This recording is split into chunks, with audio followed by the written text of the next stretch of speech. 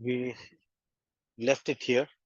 So we'll continue with executing the project. The next module is going to be managing risk. Let's get here. We discussed one process in risk management that was plan risk management. Hope you remember. There we prepared a risk management plan, you know, defining all sort of guidelines, approach, process around how risk management is to be performed. That we have done. Here we're going to look at the rest of the risk management life cycle. Okay, so the next step is identify risk. As the name suggests, here we'll simply come up with a list of risks. So the output of this process would be, these are some 20, 30 risks. Okay, and where do we capture the risk? In a risk register, please note. We don't capture risk in the risk management plan. There we have more like process and all. This is the document where every risk is captured and all of its characteristics will be found in the register. We'll come back to this one. A few techniques that are employed here for identification. These data gathering techniques, we already studied them, folder brainstorming, checklist. Many organizations would have risk checklist. It's a questionnaire kind of a thing, right? You simply run through, which is applicable, which not. A checklist comes very handy. So say there are 50 items, you would find, okay, these 20 are very much applicable to my project. So it helps you quickly identify some commonly seen risk that we generally encounter in a project. Alternately, you can interview stakeholders. Root cause analysis. Why are we using this one? I think last class we discussed how to write a good risk statement. Did we discuss this? Cause, event, and effect.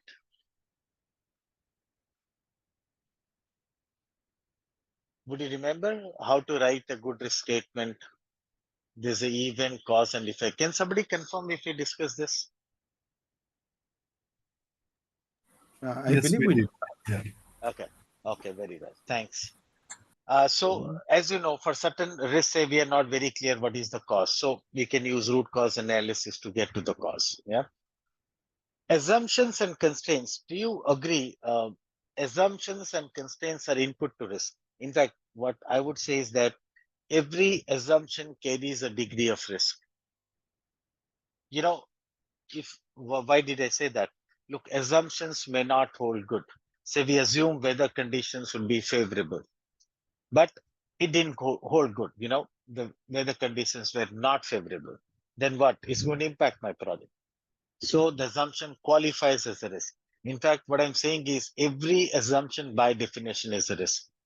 It's just that not all of them are significant enough that I would treat and manage them as risk. So I'm going to validate all assumptions. Assumption analysis means go validate them. We have made 10 assumptions and I would find out of these 10, look, these 5 are good enough that we should be treating and managing as risk. Similarly, constraints. There is a risk associated with every constraint.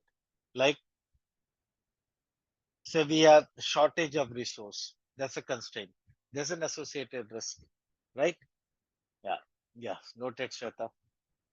So every constraint also there is a risk. So analyzing the constraints and assumptions in your project is one of the ways to identify certain risks. Have you come across SWOT analysis? It's a very commonly used technique in risk management, risk identification to be precise. So in SWOT, I said this, S stands for strengths, W is weakness, O is opportunities, and T is threats. So you look at your project from these angles. What are our strengths? What are our weaknesses? And you know what? With regard to every weakness, there is an associated threat. Likewise, every strength would lead to the presence of an opportunity. So looking at your project from these angles, strengths and weaknesses, is a way of identifying certain risk in your project. You remember we discussed last class, risk are of two types, threats and opportunities, positive and negative ones. Another technique here, prompt list. Use a prompt list. I would say prompt list, the use is it stimulates thinking. It stimulates thinking. You know what can be used as a prompt list? You can use the work breakdown structure, WBS, of the project, or risk breakdown structure. Would you remember we saw a risk breakdown structure last class? Yes. Yeah, remember? Good. I'll just project it once to show how can that be used as a prompt list. Okay, one moment. Yes, talking about prompt list. Let's say we are holding a brainstorming, all right? And sure, we will identify a lot of risk by brainstorming. But you know what? One thing that can happen is, let's say the team identify a lot of risk, design risk, development risk. But you know what? Nobody thought around deployment related risk. See, what I mean to say is that uh, in an open brainstorming session, you may miss out on certain areas of the project. Some areas remain, unthought. So that's highly probable to happen. So prompt list comes to my rescue here. Say I'm using this risk breakdown structure in the same brainstorming session as a prompt list. Say I'm the moderator. So what I would do, I'll tell everyone, okay, next 5 minutes, let's think what are some software related risks. So everybody thinking on software related risks, we identify some of them.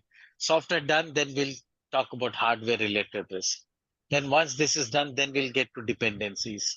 So this is how you use a prompt list. It stimulates thinking. I mean, no magic stick. It helps ensure that you don't miss out on any areas of the project. In the absence of this prompt list, anyone thinking in any direction, and chances are high that some areas are missed out. This is how, prompt list could be helpful. It stimulates thinking. Very well. So these are some risk identification techniques. And the outcome of this process is what? A risk register. So I'm going to capture all the risk here. We'll have a risk ID for every risk. For tracking purpose, you assign a unique ID R0012 and so on. The description, here you describe what the risk is. Cause. Some people would combine the cause and the description, or you could keep it separate, up to you. Category, like hardware, software, you would choose a category for that risk. And now what's something? The other sections of the register, these would be blank as of now. யாரு So I would only have this much populated in the risk register as of now. Okay. Now, as we perform the next few processes, please என்னது இது மண்டக்கலர் mute yourself. I'll just do it for now. Request you to kindly keep yourself self-muted. Yeah. So the rest of the contents of the register, that's blank. As we perform the next steps, we'll discover this information. We'll come back and update it. So this is all we do in identify risk process. Are we good this far? Any questions? Okay, let me ask you something. Say you perform this process and you came up with some 20 risk in all in your project. Now tell me something. Are you going to respond to all these 20? Respond means implement some kind of action, come up with some action and implement for all of them. What do you say? Yes, no.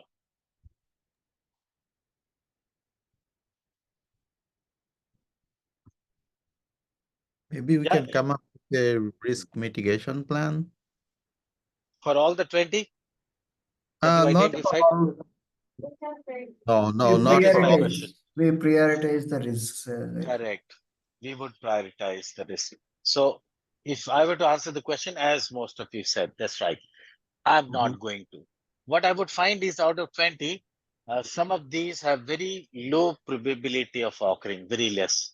Or maybe the impact is going to be insignificant. So it doesn't make sense for me to waste my time and money on such lists, which are scoring low on probability and impact. So I'm going to prioritize them. Okay? DJ, I have a basic question here. Yeah. This risk identification happens in project execution or project planning? Very good question. Answer to that, I'll just show you in PMBOK. If you look at the mapping in PMBOK, it's actually planning. I'm just showing you that. Although we are studying in execution, I know. It was more logical to discuss this chapter in execution, because during execution, we manage risk and all, complete issue and risk management. So I covered it here. That's how PMP course is also covered. But if you look at the mapping, Yes, very clearly. Check out. Identify risk as a part of Yeah, planning. yeah, yeah. You see that. Correct. Right. Okay. So moving on then. Now the next process is qualitative risk analysis. Have a look. So here my goal is to prioritize. Okay. So how am I going to prioritize risk? I'm going to be doing that based on two of its characteristics. One is probability of occurrence, probability or likelihood, and the other one is the impact of the risk. So I'm going to combine probability and impact. And combining these two, we are going to prioritize. Let's see how do we do that. Just use the whiteboard. Very simple. Many of you may be already doing it. So these are the risks we just identified.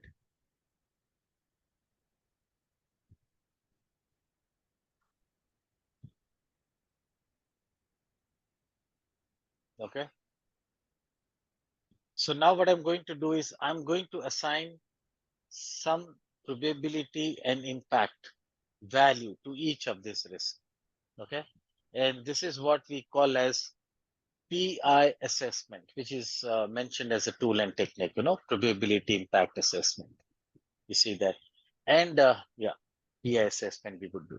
And for this, we are going to be using some scales. You remember in the risk management plan, we have already captured what scale I'm going to use. Like here is an example of a scale for probability, 0.1, 0.3, 0.5, 0.7, till a 0.9. That's a scale for probability. I mean, possible scale, you can use a different one also.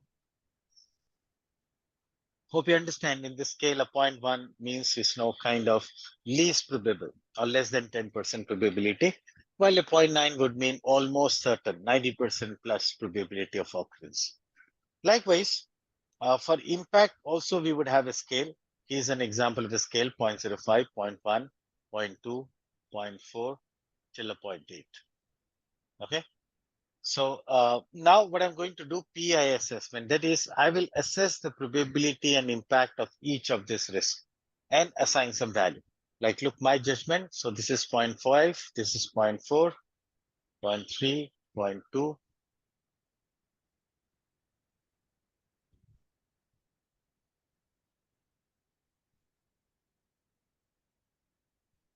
Okay, here are the probability and impact I have assigned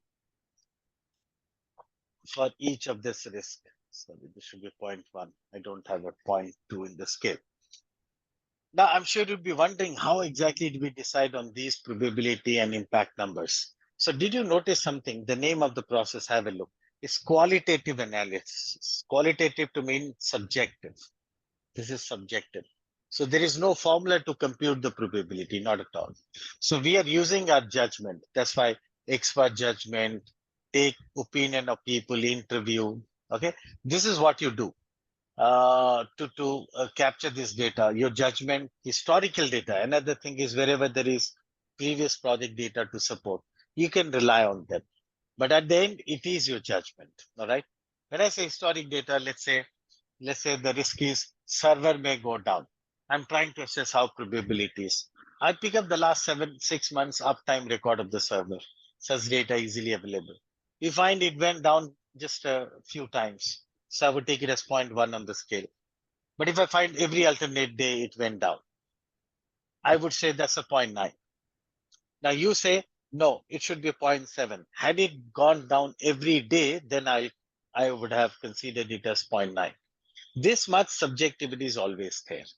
But wherever there is data involving experts and all taking opinion, this is all you can do to ensure that this data, PI assessment, is some good. And for impact, you know what some people would do? They would define the impact scale. Something like this. Let's say the risk is going to impact the project budget. Now question is how much? Well, in this range, less than 2% of the budget, let's say. So you say you'll treat it as 0.05 on a scale. But say the impact is going to be in the range of 2 to 5% of the budget, that should be treated as a 0.1. And if it is going to be 5 to 10%, that should be a 0.2. 10 to 20% impact on budget, a 0.4. And if it is more than 20% impact, we'll treat it as 0.8. That's an example of defining the impact scale. All right. So this could act as a guideline to whoever is performing this assessment. Then come back. Next thing that I'm going to do is I'm going to now calculate something called a risk score for every risk. And the formula for risk score is here, P into I. You simply multiply probability with impact. That gives you the risk score. So let me do. So this one, first one is 0.20. This is 0.06. Third one is 0.56. I'm simply multiplying it, okay? We find 0.12. Here are the risk scores. Now looking at the risk scores, I would say this risk number 1 is a critical risk. Even risk number 3 is a critical one. Okay, so we are going to deal with them very seriously. While this one, risk number 5, that's a moderate one, somewhere in between.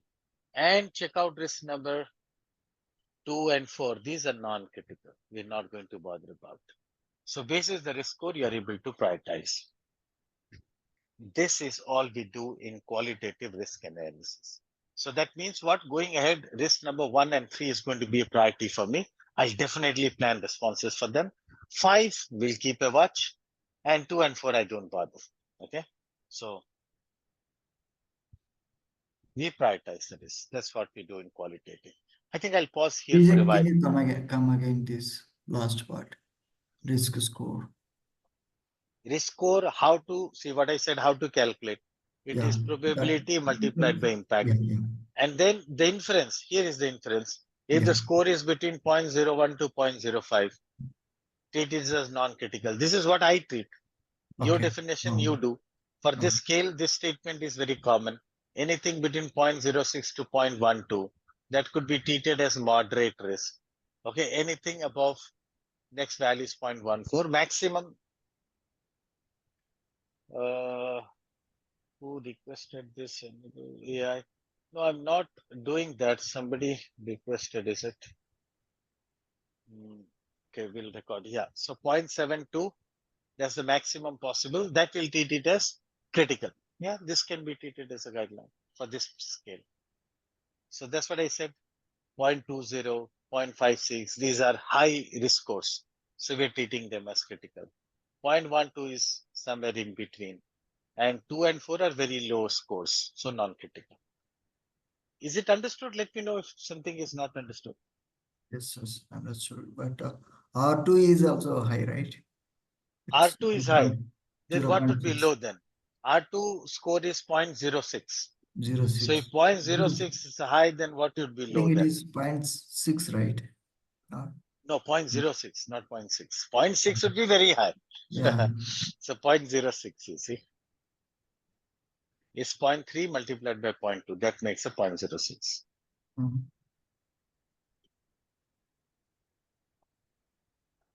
Now, if you have a question, let me know. I'm not sure where you are confusing. Another way to view that would be this. This we call as a PI matrix. Have a look. Probability impact matrix. So you can map it here. They use a different scale, or you read the scale as my scale was this 0.3 all the way till 0.9. For impact, so this is 0.05. You could use a non-numeric scale also, like these guys have done, or you see my scale. So the risk that would fall towards the top right corner, look, these ones. These are critical ones, right? High risk score. The ones that would fall towards the bottom left corner, these are non-critical. We're not going to bother about. In between, we got moderate ones. Okay, that's termed as a probability impact matrix.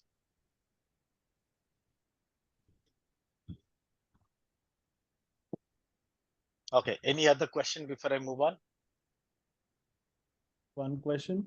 Yes, please. This is Sunil. So, the criteria what we are applying for one project in evaluating the PI score, it can be different for other projects, or is it should it Can should be, see who defined that criteria. God didn't, I did.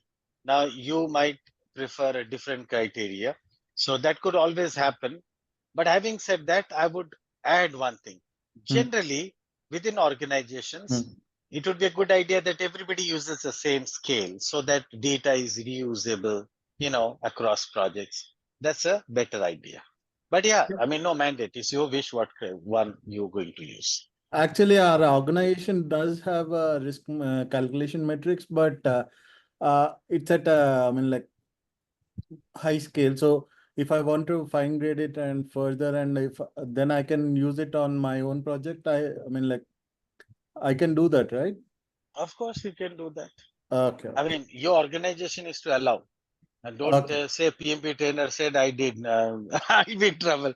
Okay. So Sure. organizations have their own procedure. So yeah. Sure. Thanks. What I meant is, well, that's not a big problem. So you shouldn't, you should be allowed, is what I say. Okay. Got Nothing it. changes. It's just a scale. Fair. I'll move on then. Do not hesitate to stop me if you've got a question.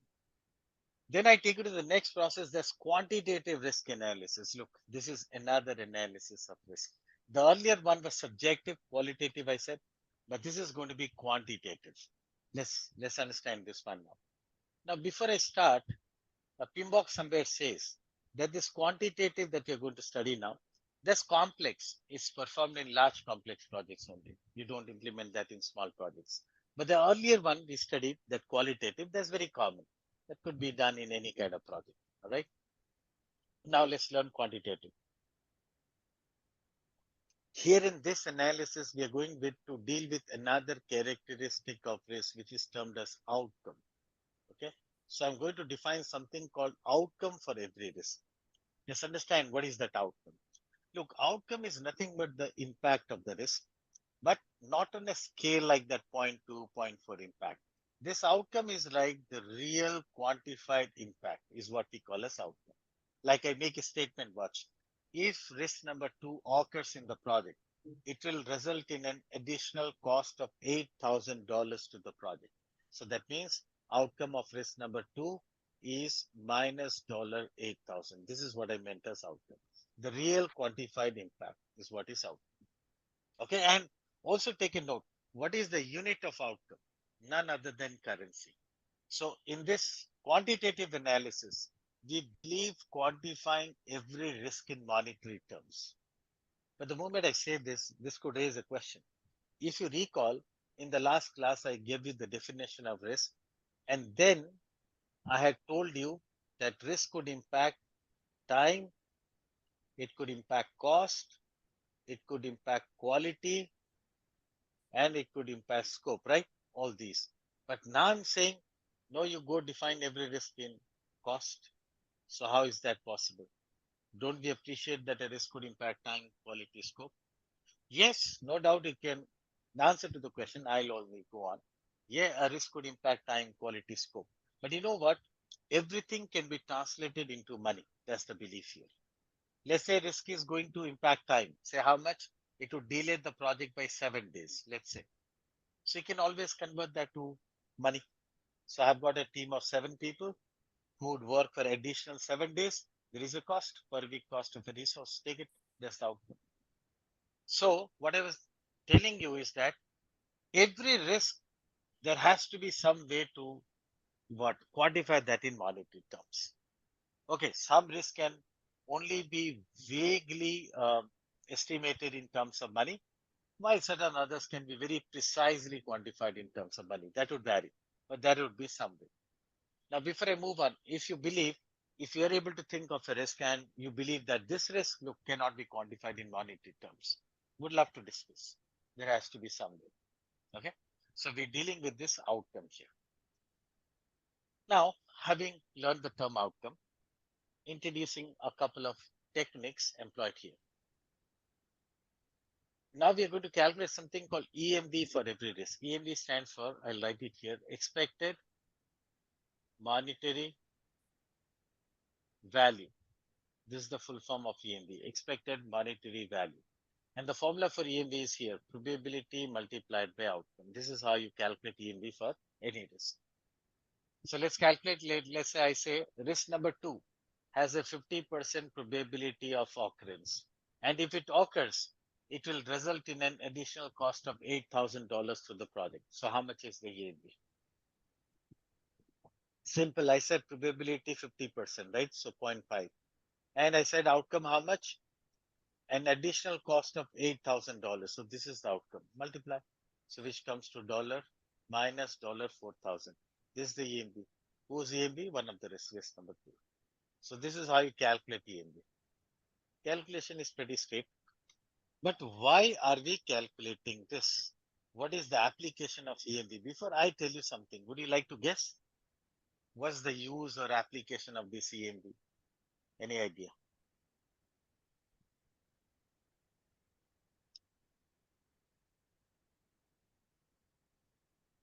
No guess? You get my question, yeah? Simple. What will I do of this computation? Why did I calculate? Is it something CRMR? To know Not the MR, cost, effect not on the MR, cost. CR. I got the answer already. I got the answer. The answer is contingency reserve. Okay, please mute yourself. Yeah. CR. MR, no. MR is for unknown risk. Do you remember we spoke? MR you kept at a project level that can never be computed. Yeah, this is contingency reserve. Now, I said contingency reserve. Look, not everybody calculates. Many project managers would keep some contingency reserve based on their judgment. All right, they could do. But if you ask me, how does the world calculate? This is how. So risk number 2 has a CR of 4,000. That means, sorry, EMV is 4,000. So you can consider keeping a contingency reserve worth 4,000 to deal with this risk. This is one application of EMV. All right. Then I'll tell you a bit more about EMV, another application. Look, what some project managers would do, they would take the sum total of all EMVs. I mean, say there are 20 risks we have in all. You would calculate EMV for each like this, the way we calculated for risk number 2. Okay. Then what you do is you add up the EMV of all the risks. You'll get a number. Let me take some number. Say it came to $80,000. Okay. Now I have a term for this. You know, what do we call this as? This is known as the risk exposure of the project, or call it as the total risk exposure of the project. And you understand what this means. So this is not about a single risk. This is like giving a numerical value to the total quantum of risk your project is exposed to. So this part of risk management we call as overall project risk. So we are estimating what is the overall project risk level in the project. That's what your risk exposure tells us. Okay, and the use of it little bit more. We compute the risk exposure. Then what we would do, try to recall in our risk management plan, we had defined risk tolerance. Tolerance is how much of risk can we take. So in the plan, we had stated risk exposure should be, say, within 100,000. So this is the tolerance. That means we are saying that's the level of risk that's deemed acceptable. So you know what my job in the project? I would keep on calculating this risk exposure all through. So I'll calculate risk exposure here. I find it is 80,000. Fine. So ideally it should be like this. It should stay within tolerance. Let's say when I get here, then we calculate risk exposure and we find it is 110,000. Look, what does that mean? This means the tolerance is breached. The project is riskier than what we can accommodate. So some serious action is needed to bring down the risk level. Or maybe even we may drop the idea of continuing with the project. So that is some application of, another application of EMV, computing the risk exposure and to check that it is within the acceptable levels.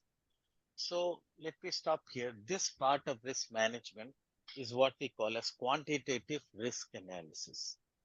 I'll pause here. Anybody got a question on this quantitative?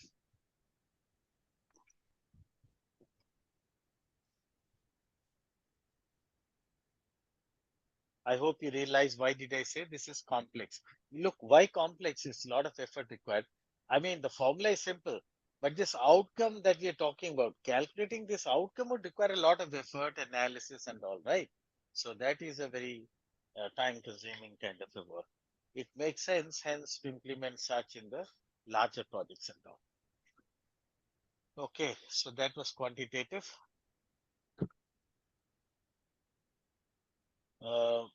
Then I'll talk about planning responses. So after quantitative analysis is done. Okay, this process is pretty straightforward. Now we are going to develop a response plan. Response plan means how will we address that risk? What action are we going to take? For every risk, we'll come up with a response. Or rather, for the critical ones. I mean, Non-critical ones, you may choose not to. So here, have a look. These are the strategies. PMBOK uses the term strategies. In general language, you can call them as the types of responses. So there are multiple ways to respond to a threat. Okay, they're listed here. I'll explain them all, like avoid, transfer, mitigate, accept. There are more. And for opportunities, look, the way we would respond to threats and opportunities is different. These are for threats.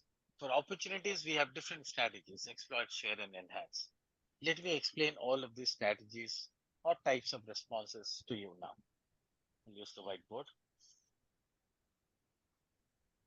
Okay, so starting with, okay, these ones: avoid for negative ones, avoid, transfer,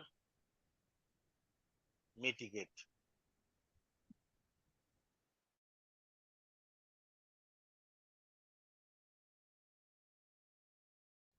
Dealing with threats. And for opportunities, let me write it here.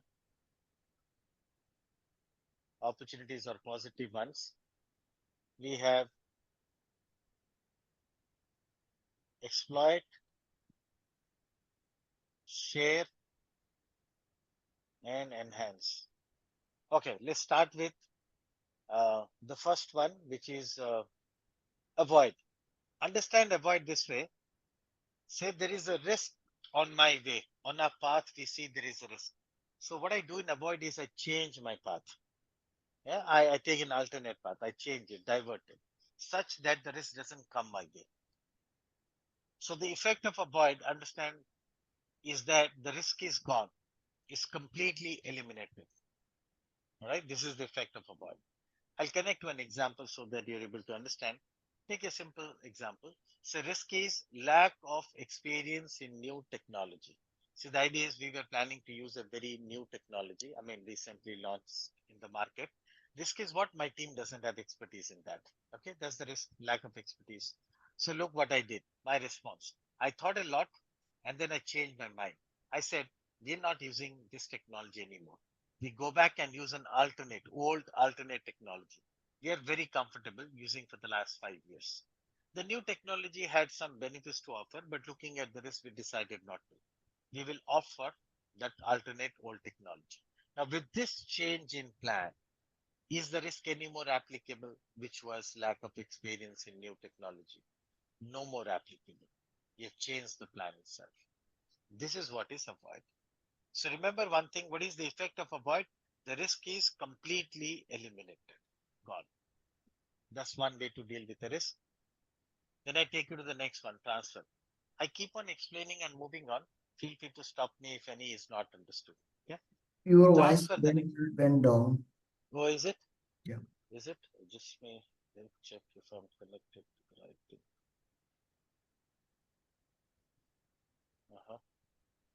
Looks Okay. like you're far from mic or something. Okay, if it continues, do let me know. Let's see if it does. I'll Yeah, again check. I'm Yeah, okay. now. I Okay, don't see any problem. all right. Okay, then I'll take you to the next one, transfer. What's transfer is where you see there is a risk, and what you do is you pass on the ownership of that risk to someone else. When I say someone else, I mean another organization, another legal entity. The simplest example of transfer is insurance. So let's say we bought a new equipment. Risk is this: the equipment may break down in early life. Okay, this is the risk. So what I do is I insure it. So now, if I buy insurance for that, look, if the equipment breaks down, who is going to bear the damage? Not me. The insurance company is going to bear. That is transfer. So I repeat once again, transfer is when you get another organization, another legal entity, like a vendor, to own it. That would be transfer. Of course, you got to pay a premium for that. Okay, that's transfer. Now, don't ever say this risk we transfer to this team or this department in our company. No, not at all. If it is within your company, it's not transfer. I repeat once again, transfer involves getting another organization to own it. All right, only then it is transfer. That's the second way. Then come to the third one, mitigate. Okay, understand mitigate this way. Let's say there was a risk with a probability 0.9 and the impact were 0.4.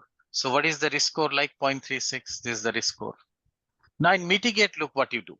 You take some action you take by means of which either the probability would drop or the impact would drop by some action that we taken. And what is the new risk score now? Here is the new risk score, 0.04. This is the effect of mitigate. The risk could come down, reduce. So that's why another name for mitigate is reduce. PMBOK uses the term mitigate, but some people call this as reduce also. This is the effect of mitigate. Now I could, but let me ask you, for the same risk, lack of experience in new technology, can somebody suggest what would be an example of mitigation for this? Training. Training. Okay. Yes, training is a good example. Agreed. So training.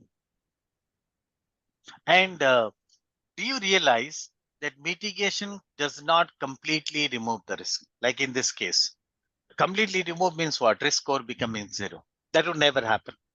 For risk score to be 0, either of P or I have to be 0. It's P into I, right? That would never happen. I mean, avoid can, but not mitigate. Hence the name mitigate. All right, so these are some ways to deal with threats. Then I take it to opportunities. Look for opportunities before I start explaining even. Here our response would be just the reverse. Like for threats, what we want is they do not occur. Or if they do, how do we minimize the impact? We thought on these lines. For opportunities going to be reverse, I would love them to occur. Because if they do occur, will be benefited. Okay, that's what we want. So let's understand them. The first one in the list, exploit. Understand exploit this way. So there's an opportunity. Let's check out how probability is. Let's say it is 50% probable. Some probable, I mean. Now in exploit, what you do is you're going to take some action by means of which you're making it 100%. This is exploit. In other words, exploit is like trying to seize that opportunity. I mean, doing something to ensure that the opportunity does occur. If it occurs, you'll be benefited. Okay, that is exploit. I'll connect to an example. Let's say my project is we're building some application and we're using some ABC technology, ABC version 1.2 of a technology in the project. Okay, that's the background information. I'll tell you what is the opportunity here. Look, the service provider may come up with a later version of this technology, version 2.2, by year end. You're expecting by this year end, a later version of this technology may come. And if that is used instead of version 1.0, the maintenance cost of the application will come down by 20%. This is the opportunity. You first absorb the opportunity well, then I'll tell you how to exploit. You understand, right? A later version of this technology is expected to come. And if you're able to use that, here's the benefit, 10%, 20% reduction in maintenance cost. Sounds like an opportunity. Now, next, let me tell you how probabilities. Look, as per me, it is 50% probable. I'll tell you why 50%. When is the later version expected? Year end. And let me tell you what is the end date of my project. Let me tell you, even that is year end. The end date of my project is also year end. So I'm saying 50%.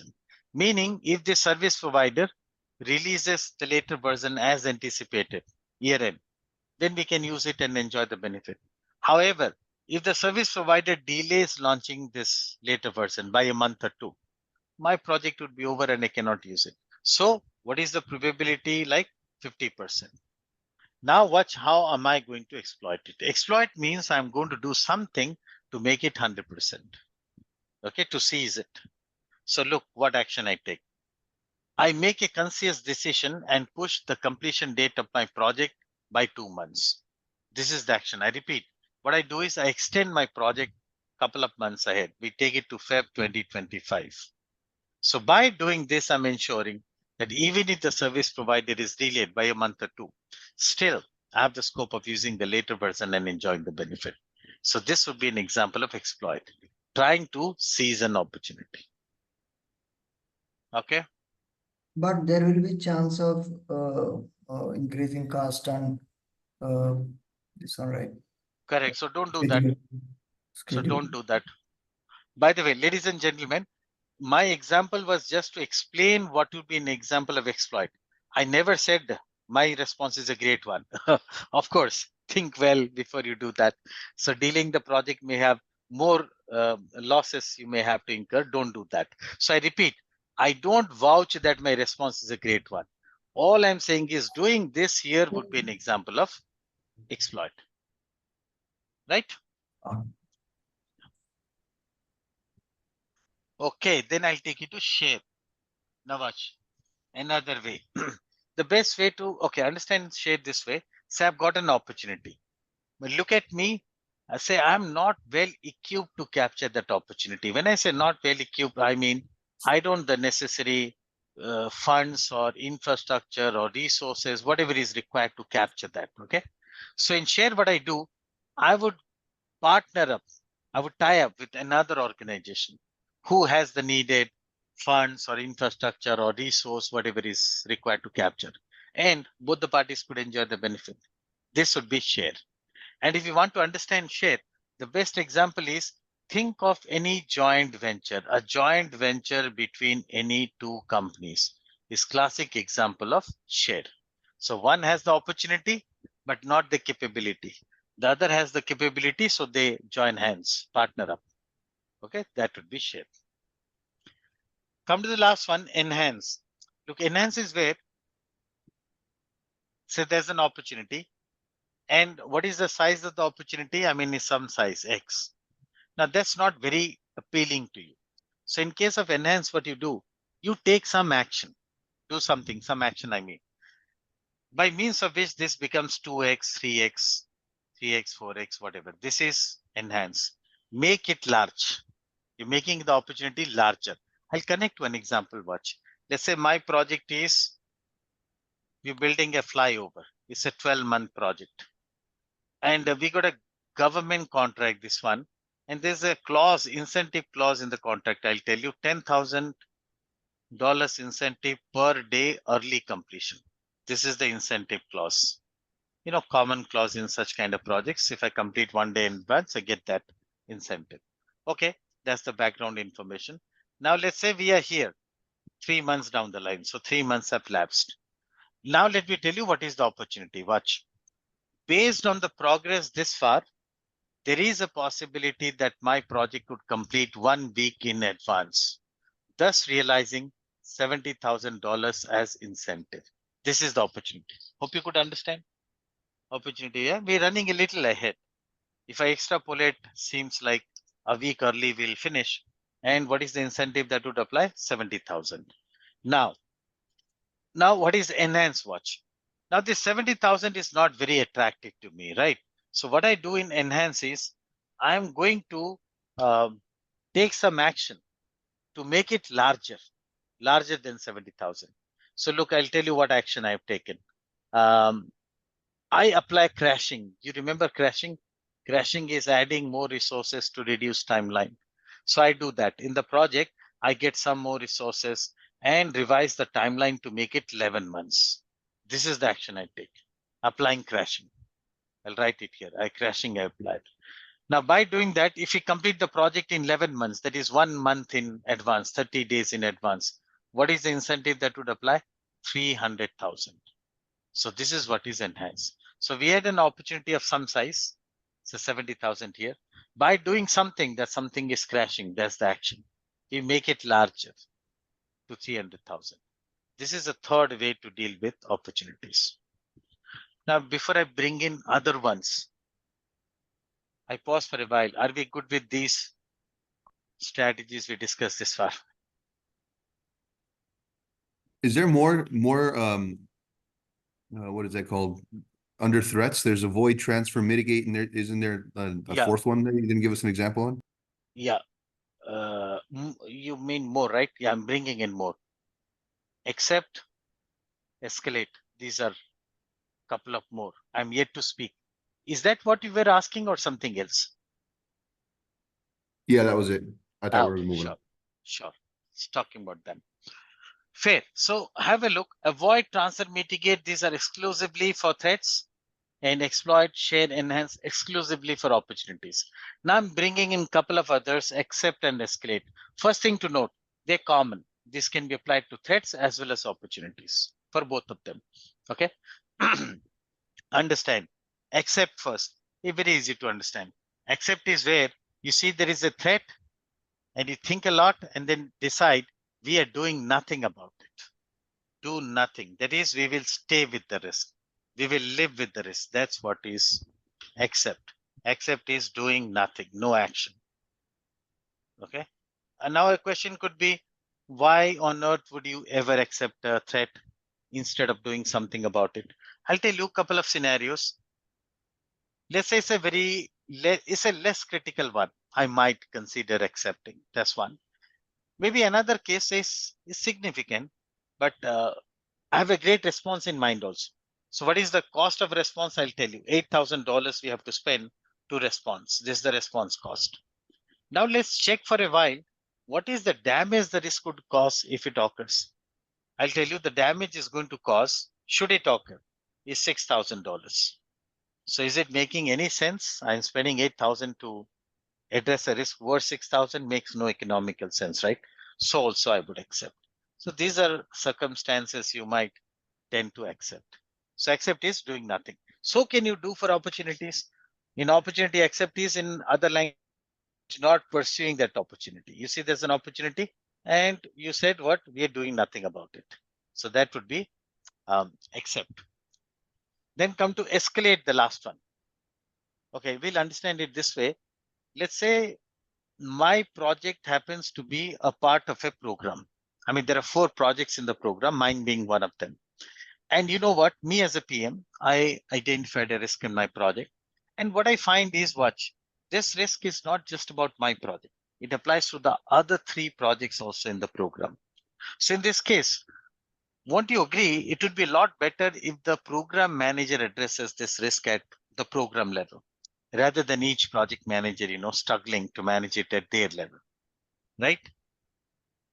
Or, okay, this is one, I'll bring in another one. Let's say, forget program this time. Say there's a risk and responding to this risk is beyond my levels of empowerment as a project manager. Say it's a strategic risk, is some funding risk. Who better deals with that? Sponsor is more suited to deal with that. So look, from the last couple of examples, what I meant to say is that it could well happen that PM happens to identify a risk in his project, but it believes that this risk better be handled at a higher level. I mean, by the program manager, by the sponsor. Such, it needs to escalate to the sponsor or program manager. And they agree to own it at their level, post which it would not be a responsibility of the project manager. That is what is escalate. As in the name, raise it to the next level. Okay, that's escalate. So these are all strategies we had for threats and opportunities, except for one, which I'm yet to get. If you have something to ask, feel free.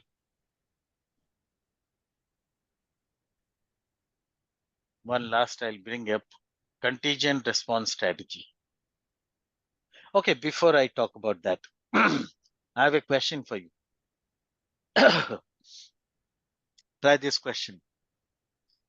When do we execute or implement risk responses? I mean, the ones we are devising, avoid, transfer, mitigate, all type of responses we discussed this far, be it any type. So question is, when are we going to implement the response? I'm interested in the timing. The options are A, before the risk occurs, B, after the risk occurs, and C. C's could be either, I mean, depends. At times it could be before, at times after, depending on the risk. Your answers, please. I have C. to see everyone's answer. C. I heard C. Okay. C. You may use the chat also if you want to answer this question. I heard C so far, majority. Okay. Some people for A also, wonderful. Some people for A. Yeah. Saroja, your answer is not understood. During execution, if you say, my project is 10 months long, all 10 months is execution. That So- was made before I saw those choices. Oh, okay. Okay. I'll go with the A, yeah. All right. All right, A. Okay, fine. Thank you for your responses. And the reason, I asked this question, so many project managers confuse, here. And the right answer is A, before the risk occurs. And always before the risk occurs, never ever after. And let me, explain this answer. But while I do, if you really believe it should be after somewhere, you're able to think of a scenario, I would love to discuss. If you believe it is after, in some scenario you are mapping, then there is sure some problem with some misunderstanding in your understanding of the risk or the response. Okay. It's never ever after. It's always before. Yeah, Okay. but some risks you don't identify. For If you them, the haven't question identified- doesn't apply. That's a good one. But the question doesn't apply. I don't have a response for them either. Right? Yeah. You have a point. For the risk, I repeat, that we haven't identified, of course, it has to be after, but then you don't have a response for them. Okay. So, in other words, my question only confined to the ones we have identified. Yeah. Okay. So, I'll take a couple of my examples to understand if you believed it should be after somewhere. Like, let's say this one, lack of experience in new technology. Response is, I said, let's organize a training for the team. That's the response. Now give it a thought. When are you going to organize training? Do you wait for the project to be over, project to fail, and then organize training?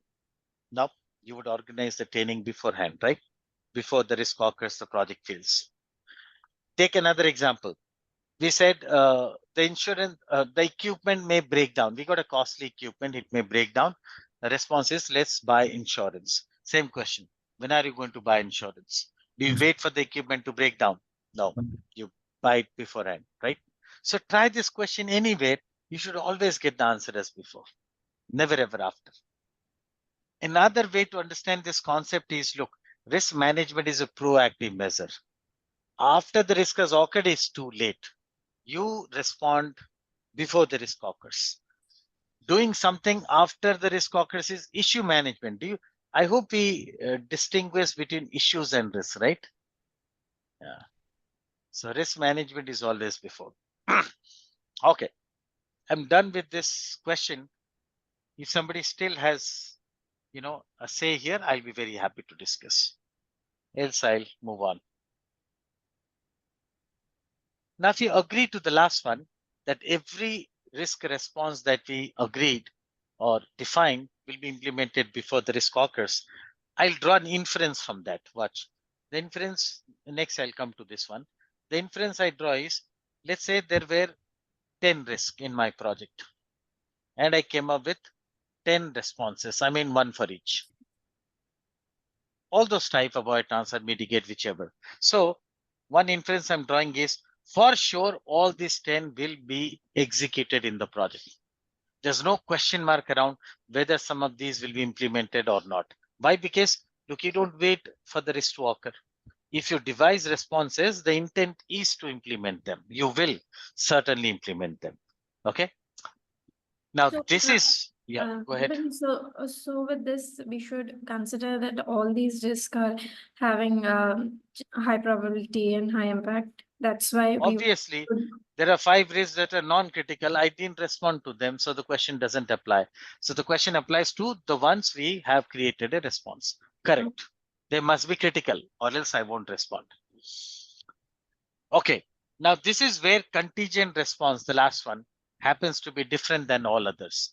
Look at the difference, then I'll tell you what it is. Say for 5 other risks, I come up with 5 contingent responses. I mean, one for each. Now, note one thing that I will find is, at the end of the project, when I find, I'll do check. What I would find is, out of these 5, 3 were implemented, 2 were not implemented. So what I'm saying is, contingent response plans implementation is conditional. They may or may not be implemented. But look at other responses. Other responses are all unconditional. If you came with a response, you will implement this. Okay, but in case of contingent, its implementation is what I said, conditional. And that condition is known as symptom or trigger. give it a name. So let me summarize contingent response now with an example. So for certain risk, what you do, you say, here is the response, which we call as contingent response. Along with you define a symptom or trigger. Hey, what's that symptom or trigger? Is some warning sign, indicator that the risk is about to occur.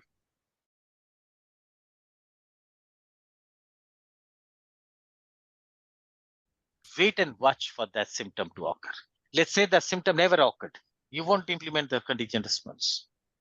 Take an example. Let's say risk is, I'll take a simple risk. It's raining a lot. The river could get flooded. So the risk I'm talking about is flood. So there are some people who reside in the neighborhood, they would be washed away. Okay, that's the risk. So contingent response for this one. Response is, I plan, we put up a nice plan to evacuate these people. Okay, so this is the response, an evacuation plan in place. And note, when I said contingent response, there has to be a symptom or trigger defined. So the trigger for this one is, say, 250-meter water level in the river. So we define a water level. So the idea is what we are saying.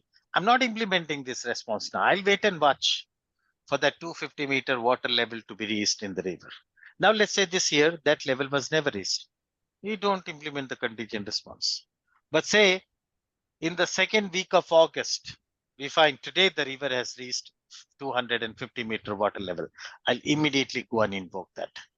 So implementation of this contingent response is conditional.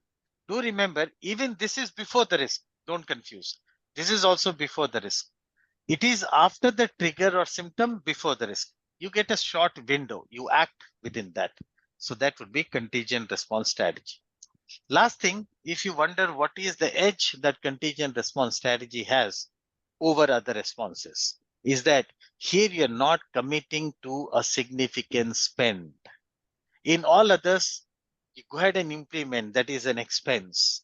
But in contingent response, you may save upon that if the need not be.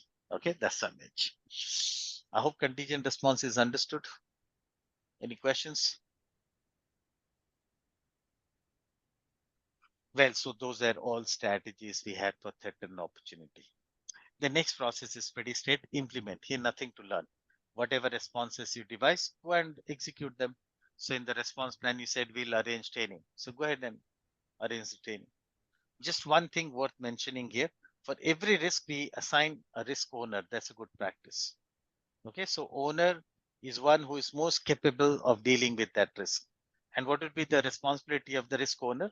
So this guy would see that a good response is created, see that the response is timely implemented, also would see that the risk is closed. So that would be with the risk owner. That's all I have here. We spoke about the difference between issues and risk already. Hope you remember. Risk is uncertain while issues are certain. There's no uncertainty. That's the only difference. Yeah. And managing issue, by the way, that's as important. So in a project, we manage issues and risk, both of them. But in risk management, there are a lot of concepts and all we study. In issue management, there aren't a lot of these concepts. Issue management is straight. We would maintain an issue log in our project. Issue log or issue register, call it. So as and when there's an issue, you identify, you capture it here for tracking. Issue number, I mean a unique ID. Describe what is that issue, state what that issue is. When was the issue identified? You'd like to track that. Priority, we could have a scale like low, medium, high. Not every issue is equally important, right? Assign to or call it as issue owner, same as risk owner. So this guy is going to be responsible or accountable for that very issue. Status, open or close, someday to close. Resolution date, when did the issue got closed? And what is the action that we're going to take or taken? Okay, that's the resolution plan. So this information you can document in the issue log and track them. Well, so this is all I had in this module, manage risk. I'll pause here. If anybody got a question on whole of risk management that we discussed, is welcome. Peter, just back to the planned risk responses. So we have 3 response types. So one for threat strategy, opportunity, or contingency. So is it Hey, three, which Oh. three? Which three? I didn't. I Could you see please- strategies for trade, strategies for opportunities, and Oh, hold. then I'll interrupt here before I give you back. Don't say that this is strategies for threat is one strategy. No, for strategies threats we have 1 escalate, 2 avoid, 3 transfer, 4 mitigate, 5 strategies we have for threat. And for opportunities 1, 2, 3, 4. Even accept, sorry, it's not written here. Written actually here written. So both of them we have five strategies to deal. Back to you. Now you can please raise your question over this. I mean, when we choose the contingency, and I mean, at what point we choose contingency response? Okay, answer to that question. Some events come unwarranted. You cannot help it. You won't have any warning sign. There you cannot have contingency responses. Think of mitigate, avoid, all that we studied. But there are certain events where there'll be some sufficient warning. So where you think that would be there is where we can think of contingent response. Because in this case, you know what is the edge contingent response as? We may not invest. That may not be required. You might want to take a chance, wait and watch, see. And in those cases, you can go for contingent response. You want more example of contingent response? I can give you many that you want. Say one risky, simple one. Your project may miss the completion date. I mean, your project could be delayed. So that's the risk. So contingent response for that. I'll tell you contingent response. You have identified 2 resources, okay, that are there.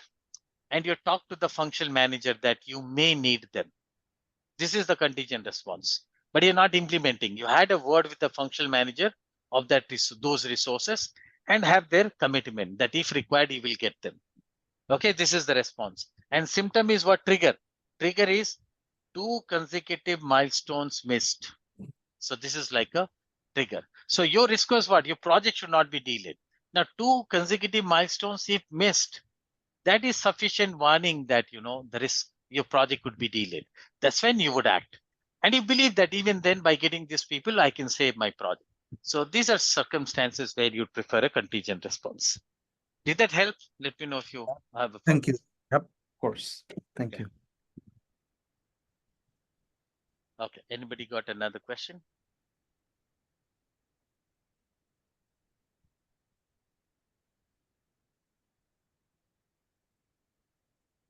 Okay, so let's pause for theory. A lot of questions are remaining to be done. So please open your questions file. Think you asked last class, you asked to do some questions. Oh, I asked you to do questions last class. Yeah, I had forgotten. Thank you so much for reminding. Okay. Yeah, I had asked you to take up these questions 73 till 89. Yes, yes. Yeah, right. So done it? Please answer as yes, no, if you've done it. Yes, yes, mice. Okay, great. Fine, then let's look at these answers 73 till 89. Okay, so 73, this I'll go with Bravo. That's an easy one. See what the question says is team has not moved to norming phase yet. So what can you do? You remember we spoke the stages of team development. From storming to norming, team building activities would act as catalysts. So that's a very simple answer. In case you got some other answer, please point out.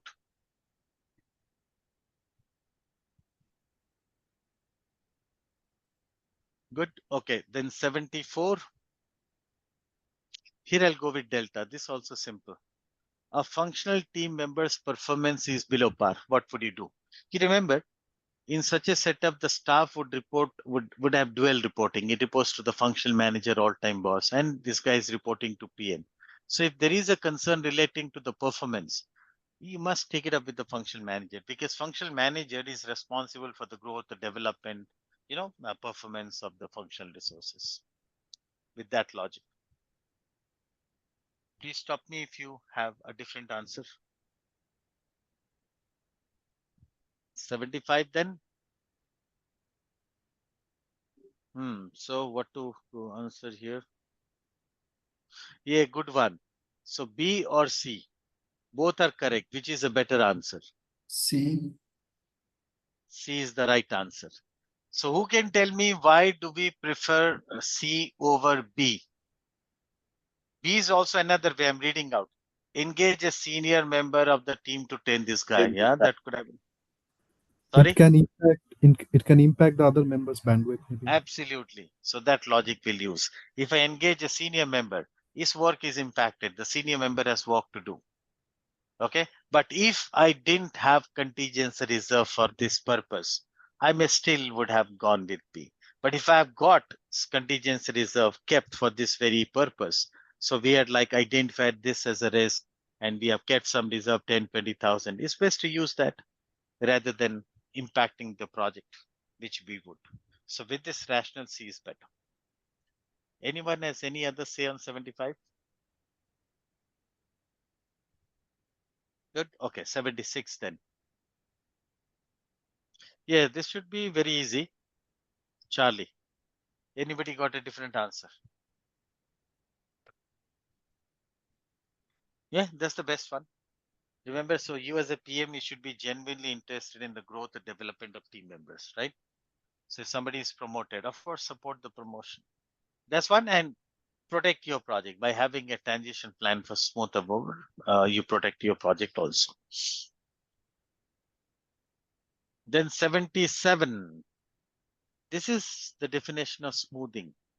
She says, choose to concentrate in the areas where they both agree, setting aside point of disagreement. Try to recall. This is what we do in smoothing. Smoothing, we do not focus on the difference. We focus on the common ground. So that is pretty much the definition of smoothing. But compromising? No, What is compromising. compromising? Both agree for one, this one, right?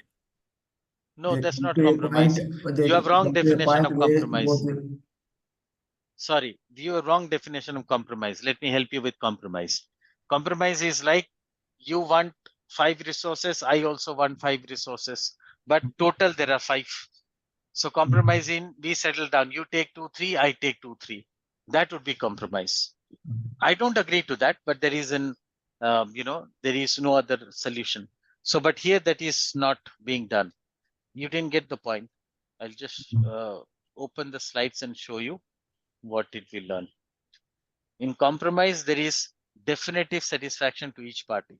There's a negotiation happening, midway solution. See, this is the clue. Smoothing, de-emphasize the difference. Focus, emphasize on the common ground. This is the approach. This is the one where difference is not debate, is not encouraged. Difference in opinion you do not focus on. You focus on what's the common ground. You read compromise is not at all that.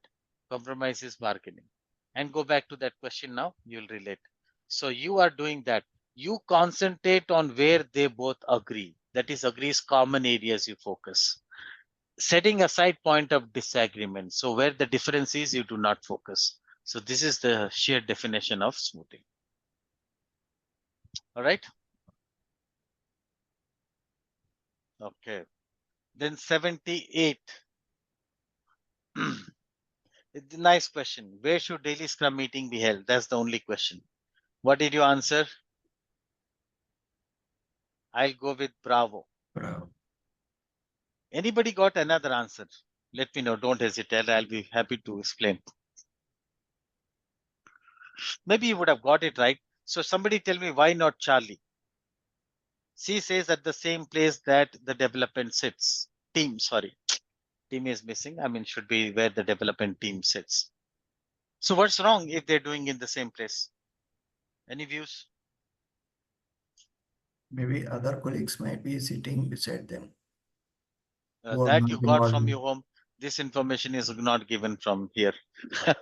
So your assumption is very distant assumption. The question doesn't say that. So like that, you read this way, the team is sitting in a room and they could do, it's the same room. What's the problem? Team could be virtual. Okay, Saroja, 10 marks I'll take for this one. The fact that B says they'll do it the same place, they must not be virtual. Okay, they must not be virtual because C says that.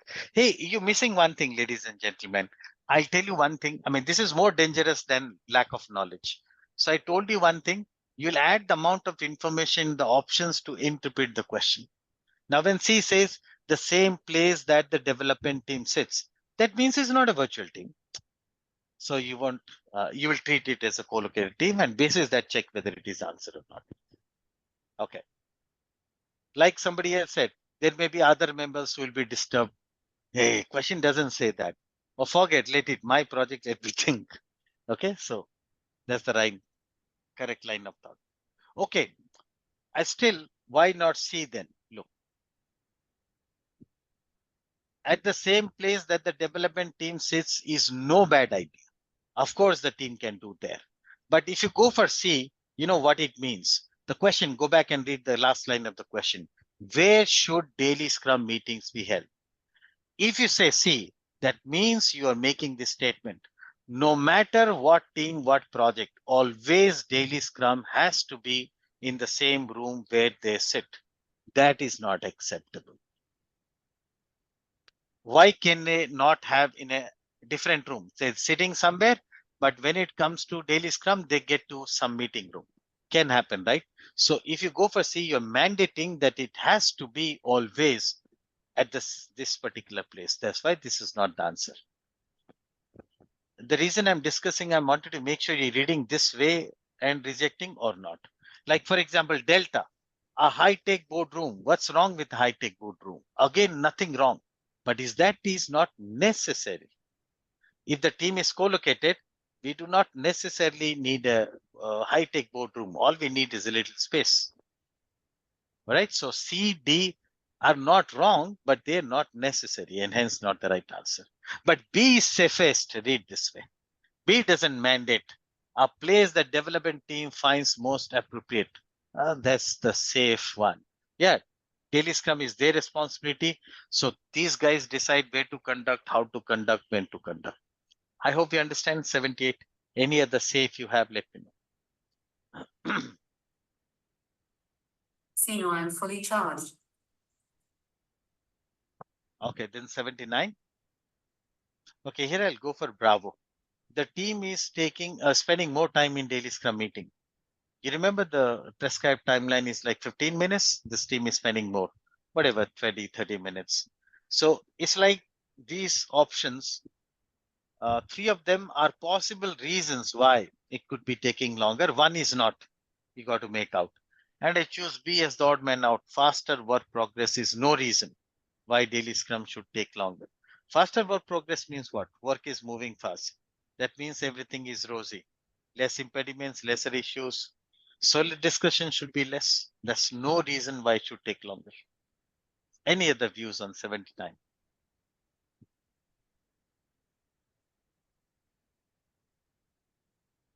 No, agree? Yes. All right, then I'll take it to 80.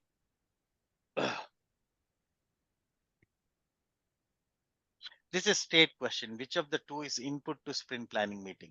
And that's product backlog and team velocity. If you got something else, let me know. I can show you back in the slides also. Have a look. We saw this sprint planning meeting. See, is listed. So what are the inputs? Product backlog and velocity. And why backlog in the planning meeting? Why? Backlog is obvious. You pick up work from the backlog, right? So that is the most important input. And why velocity? How many items they'll pick up? That depends on their velocity, right? Velocity is their capacity. So that's why these two are input. So the sprint backlog is after they come up with the numbers. That is the sprint backlog, right? The number of Sprint issues. backlog is output of this event, not input. Yeah, correct. Mm. Yes. You prepare the sprint backlog in the meeting, right? Yeah, you got it. Just wanted to show you in the outcome, you see sprint backlog, Right, right. right? You do the planning, the outcome of planning is this backlog. Okay. Then 81, I'll take it to Yeah, this is a good one. What did you answer? I'll go with Bravo. So what's happening here? See, a new team member has joined, and this team member comes from an agile background. So this guy is pushing the team to conduct daily scrum meeting. And don't forget, this project is using predictive. Question is loud and clear. So what will I do? Definitely I'd not encourage. I'll warn this guy, please respect the project methodology. If you believe the scrum, daily scrum is a good thing always to be done in everywhere. No, who said that? Daily scrum is good as long as it's agile. In predictive, we don't need that. Okay, so I'll go for this. Meet with the new team member and explain that the project is adopting predictive methodology. You thought this way? Any other views? Let me know.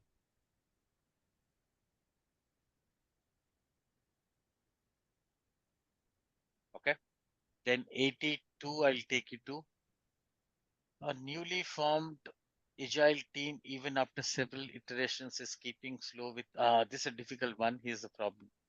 No improvements in teamwork. As the project manager of the team, which action should you take to address this situation? Okay, I'll give you the answers first. One is A, the other is E. And how I will work out these answers. Look, what is the problem here? Do the right troubleshooting. I call this as troubleshooting questions. Team is not improving. All right, this is the problem. And try to relate what's the forum that in agile we use for improvement. Retrospective. Would you agree? We have that retrospective end of every sprint. In the retrospective, the team is going to discuss what's working, what is not working, right? And I'll just take you to the slide retrospective. You would remember definitely. So team would discuss what we went well, what's not going well, what have we learned.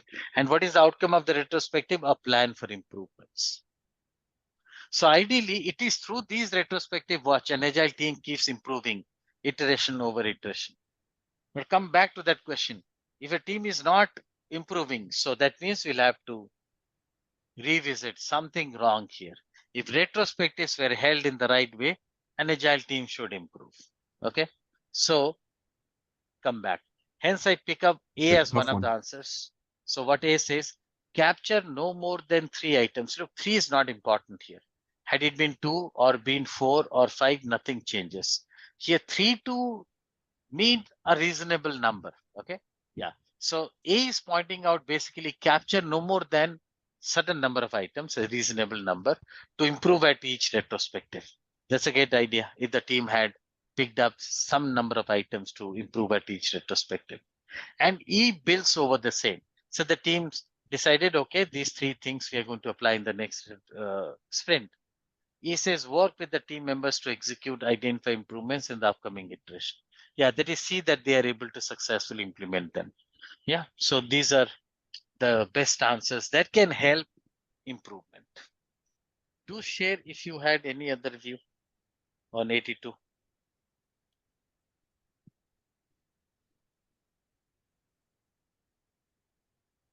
Agree? It just seems like every answer is right. Am I the In only one that 82. thinks? In 82, this one. Let's see then. We can definitely discuss.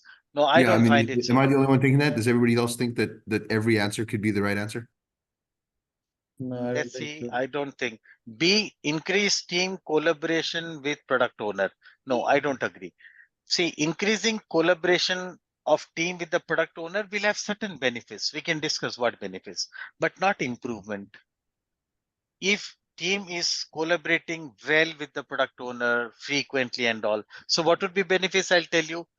Less mismatch in requirement understanding. The sprints, the features would be delivered as expected. These would be the benefits, but not improvements particularly. So B is not helping achieve the improvement goal. See, if you look at identify which team members of the team are not performing up to the mark. Why not see, which pinpointing? You don't do that in Agile. So the question is like, look at the question that there's a problem generally with the team. Okay.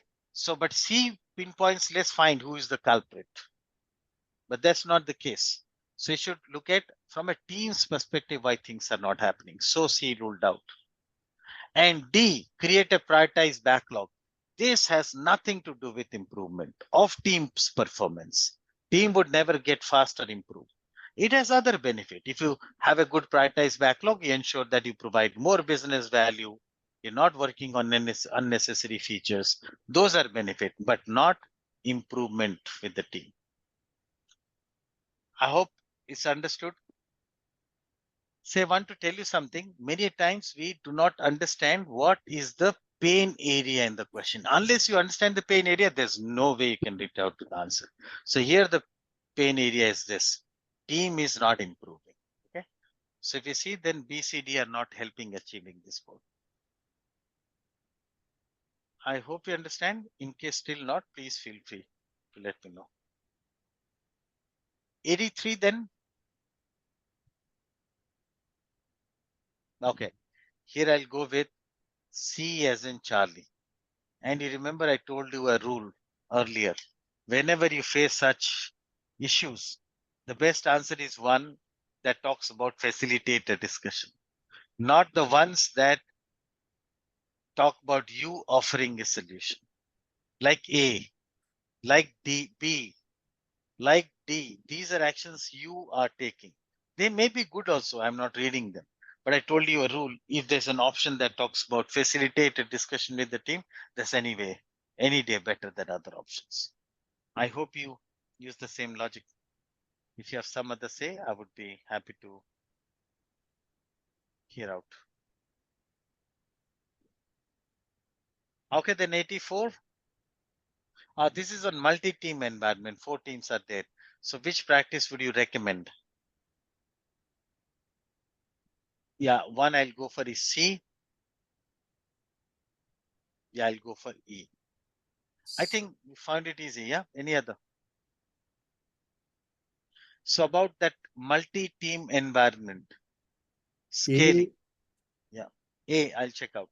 I'll check out. So in multi-team environment, we talked about that product owner has to be one. We can never have more than one product owner because we're talking about one product, single product.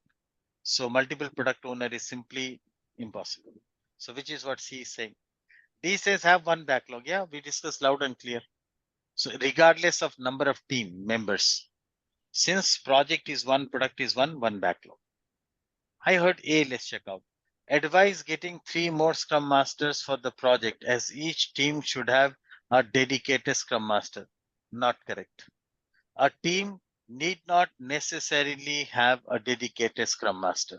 For example, if you recall, if I talked about this, let's say for a while, we have number of people in the team. Now you decided that this guy, one of the members, this guy is going to be Scrum Master. It's of course a team member, development team member is wearing 2 hats and also working as Scrum Master. Can happen, I told you. So yeah, so that's why it's not necessary. Okay, then 85.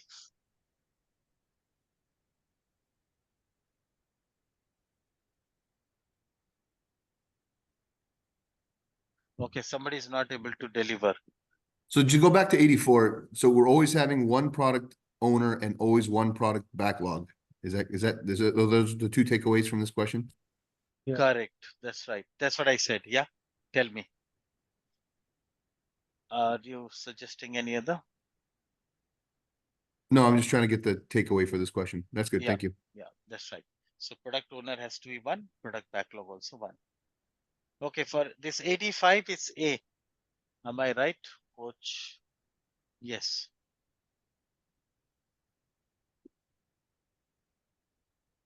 Anybody got a different answer?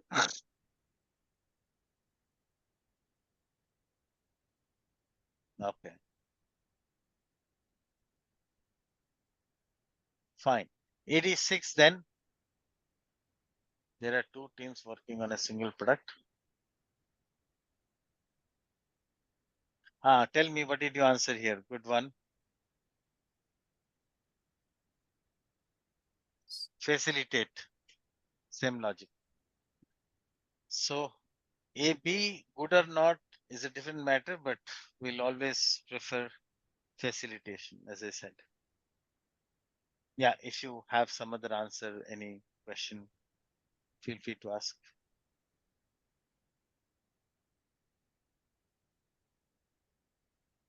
Okay, then 87, I'll take you to.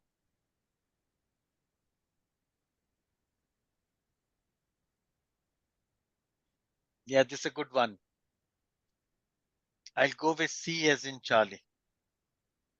Any other answer, anybody for A, B? Or who can tell me why not A or B? Why A was not a nice way. Why not Delta? Okay, sure. A, If this was that. A. Why not A? Yeah, that's what I'm asking.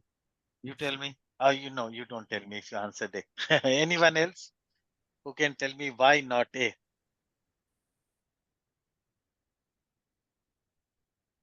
It'll Because take it too long. saves quickly. He has to grab about the project quickly. Well So done. going That's the only through reason. one by one. Correct. So A would take time. The only reason why B is the same again. Quickly. That's why it's not the right answer. If you miss the keyword quickly, you're gone. Okay. Okay. But C would be quickest, by the way. Agree what C says. Hold a combined meeting with the team. Assessing status is not important, be it for whatever reason. So it would be a common forum to have everybody. So that would be the quickest way to know the team. Yeah, somebody else had a say. Please go on. So if it is not quickly, then what would be the best option? Then A is good. A and B are same. So both are good. Okay.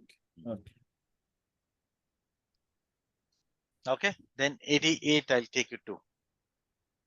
Hey, this is a very cleverly designed question. Very cleverly designed question. I'll go with Charlie.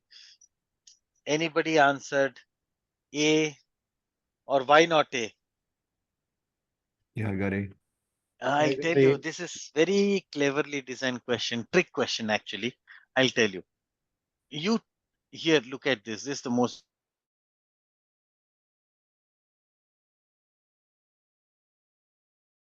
major problem is equal to risk or issue. Okay. So So if it that's a has question. not happened, then it Oh. should be risk. No, first answer my question. Hold. We are not done. So a major problem, will you put it in a risk register or issue register? That's my question. Issue. Issue. I hope you get that. Okay.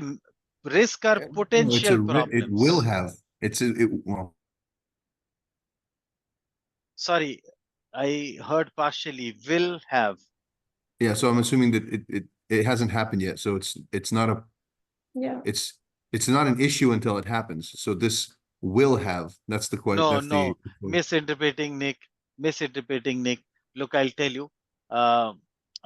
Major highlights a major problem which will have considerable impact on the timelines. So no. Nick, you're missing one thing. You saying that once an event occurs, then only we call it as an issue. No. There's a little gap. Let me tell you, Nick. If an event has not yet happened, but it's going to happen next week, but we know for a matter of fact it's going to happen, even that is an issue. I repeat. So it's not that it should have happened already to be qualified as an issue. What would qualify that as an issue is, are you certain it's going to happen? For example, look at this. One of my team members, let me call this guy as Bob. Bob is going to leave our project team. I mean, leave the organization coming Friday. Okay, it has not yet happened. Bob is yet to leave, but I know for a matter of fact that it is leaving on Friday. That's an issue. All right. So, yeah. So this is one mistake we committed. But how do we make out whether risk or issue? Major problem. See, risk. If it were a risk, they should have used the language potential problem. So issue is, just take you back to the slide where I differentiated. Yeah. So risk is potential one. Issue is a problem, but risk is a potential problem. So the way this question says, it simply says there's a major problem. So major problem is synonymous of an issue, not a risk. This is the catch, and that is why A is not correct. Otherwise, this part of A was very good. The rest of A, analyze the impact of the problem. This was very nice. Had it been issue register, then A would have been a right answer. We are rejecting for that reason. And C is the only best option that talks about updating the issue log. So let me know, am I understood? Any other views?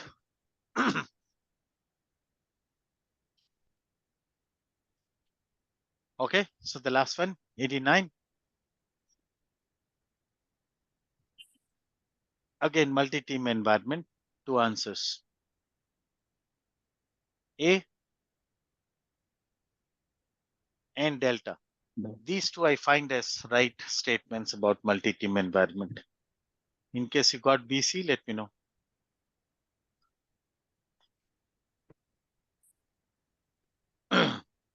Okay.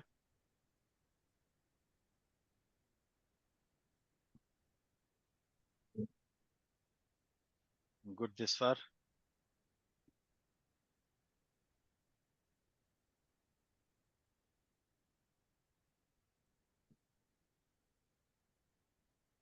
Okay. Now, before we take up more theory, we're going to take only 5 questions for now. 90 till 94. Please try. We have done this risk management part. So just try 90 till 94 only, not others. So just 5 questions. You can take 6 minutes for that.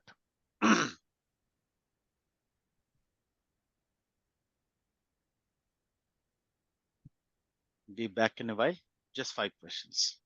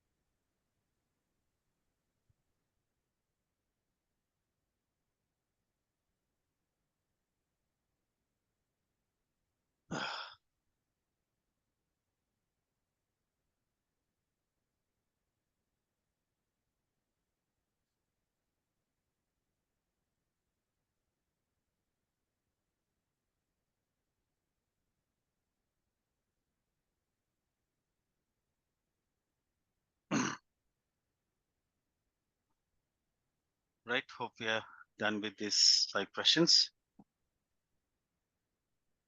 Let's check out. So 90, this one match the following. Okay, let me do that. Adopting a proven technology over experimenting a new one. This I gave you the example of. It's like changing the technology, right? So that would be avoid. If you got something else, let me know. And second one, multi-vendor strategy backup. Multi-vendor is backup. All backup is classic mitigate. So by a backup, you reduce the probability of outage of supplies. Okay, which is what you do in mitigate. You reduce the probability or impact. Okay, so that's mitigate. Third one, warranty. This is very easy. Through a warranty clause, you pass on the ownership of the risk to the third party, the vendor. So that's what we call as transfer. Responsibility is gone to the vendor. And the last one, not having equipment insured against breakdown. So this is like saying kind of you're doing nothing. You're not getting insurance done, nor are you getting something else done. So doing nothing is what we call as accept. So that would be the answer, A, C, B, D. Do we understand? That's delta. If you got something else, let me know.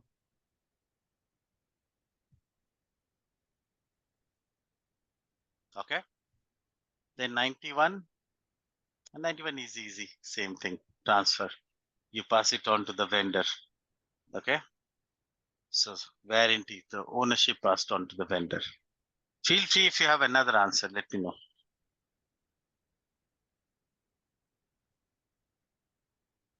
Okay. Then 92. Okay, this one. Yeah, I'll go with A. Simple. The question says you identified a risk, you analyzed it also. You define a trigger condition for that trigger or symptom and develop a contingent response plan. Well done. We did all of it. Now, later during execution, the team discovered the occurrence of the trigger condition. So whenever the symptom or trigger occurs, what will we do next? Of course, we'll implement the contingent response plan. That's why we created. So did you have any other answer?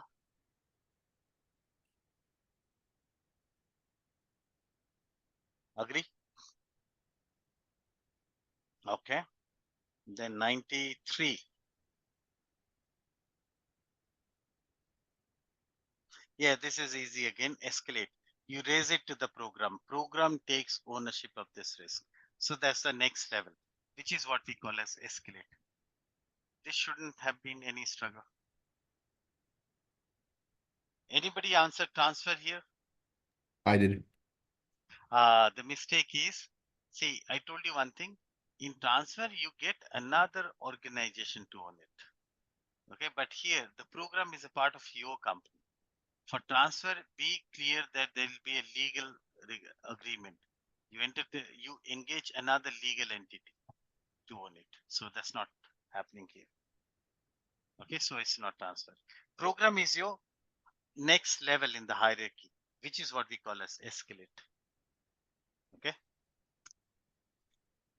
Then the last one, 94. This is a very cleverly designed question. What did you answer? Tell me. C. B as in Bravo, escalate. No, it's very, very far from escalate. D. C. C is the D I heard. D could have been confused. Okay, I understand. But the right answer is C. Some people did. So who can explain me why it is accept? Anyone? Because he's not doing anything about it. Yeah, doing nothing about it. So read with me here. Mark decides to tackle this by postponing the scheduled completion date if needed. If needed. Okay. If needed means if you ask, what has Mark done as of now as a response measure? Nothing, isn't it? It says Mark will do this if needed. So no action has been taken, and no action is what we call as accept. See, if you strike off the word if needed from the question, let's do. The remaining question remains as is. Just strike off the words if needed. The answer would be mitigate. If you strike off if needed, it would be read as Mark postpones the schedule right now, right away. So doing that would be mitigate. You are reducing the probability of the risk happening by postponing the scheduled completion date. Okay. Hence I said cleverly designed. Escalate, it is far from, you're not raising to anyone else, no? In fact, you're doing nothing, so no escalate. Escalate would have been you raise it to the program, the sponsor. You're not doing that. Right, so that's all I asked you to do for now. Let's come back. Fine, we did risk. Let's move on now. We have some time before the break. We'll use that. I'll take you to the next process, that's manage quality in execution. Before I speak about this, see, in quality, there are 3 efforts. These are, I'll write them down here. There is quality planning, then there is quality assurance, and then there is quality control. You may have heard of these terms. These terms are very standard. You know, all QMS, they use this language, quality planning, assurance, and control. Now, quality planning, we already studied. I'll map them to PMBOK process. These are general terms. In PMBOK, we had a process plan quality management. We already studied. Just like every other planning process, what is it that we did here? We put up a quality management plan, you know, defining what all process steps, audit, reviews, checks, all that you're going to perform in order to deliver these levels of quality. Okay, that's quality planning we have studied. Now then come to QA and QC, abbreviated as QA and QC. A lot of people confuse between the two. Before I tell you something, I would like to check your current understanding. There is an activity, you know, performing testing. In every project we perform testing. So help me, performing testing, would you map it under QA or QC? What do you say? QA. QA. QA. Any takes for QC? I repeat, QC. question is simple. Performing testing is a part of quality assurance or quality control? QA. QA. Look, this is why I asked you the question. And the right answer is QC and not QA. And this answer is not about PMBOK. You check any source, any quality book you open. Everybody says that. So testing is classic quality control. I repeat, in one line, quality control is about appraising the deliverables, the products, to see whether we met the quality levels or not. This is quality control. So we understand what is quality control. Best way to understand quality control, I repeat, is look at it as testing. Then what is QA? Testing is not QA. QA, in fact, is the most misunderstood element in quality. So let me explain now what QA deals with. Look, I can summarize the job of QA in 2 points. In any project, QA has 2 things to do. I'll just write them here. 1, compliance. And 2, capability conformance. I'll explain these 2 terms. But before I explain, the first takeaway is that QA has these 2 things to do, not a third thing. Let's understand them. What is compliance now? Hey, compliance is like, we conduct quality audits. You must have come across quality audits. Just a moment. We conduct quality audit. Audit is a structured, independent review of the project processes to check compliance. So how do we check compliance? By audits. An auditor would come and from a separate function, okay, like a quality department or internal audit department, whatever function you have. And the auditor would come and check whether you produce every artifact, every process step was implemented, there are no lapses. Okay, that's what is done. And if there are lapses, what does the auditor do? There is NC. You understand NC? Non-compliance or non-conformity. And the team has to take corrective actions and close that. Okay, that's the audit process.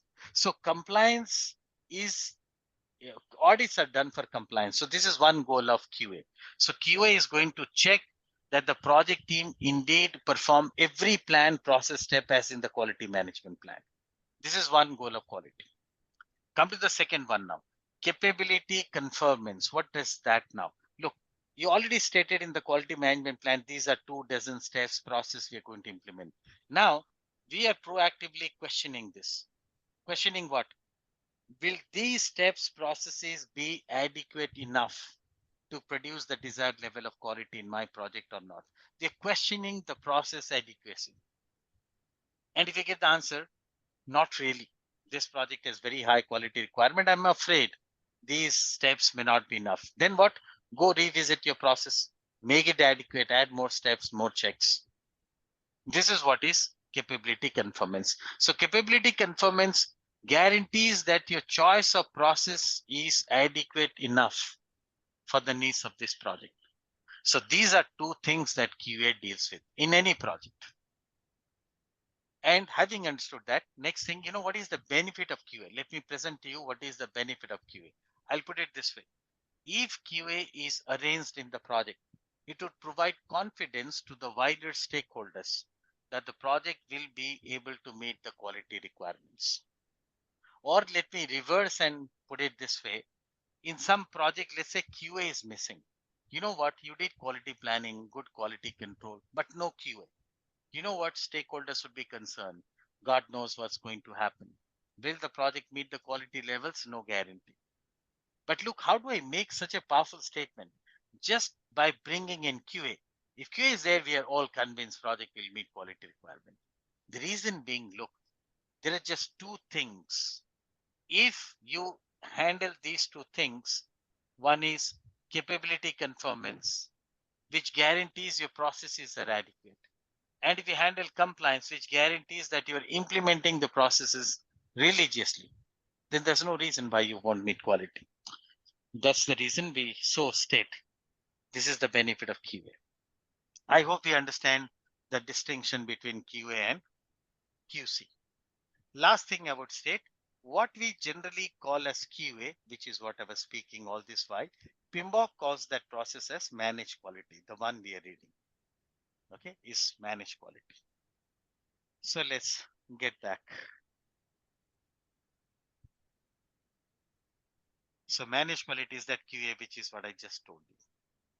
We'll see a couple of tools and techniques used here. Have a look, cause and effect diagram.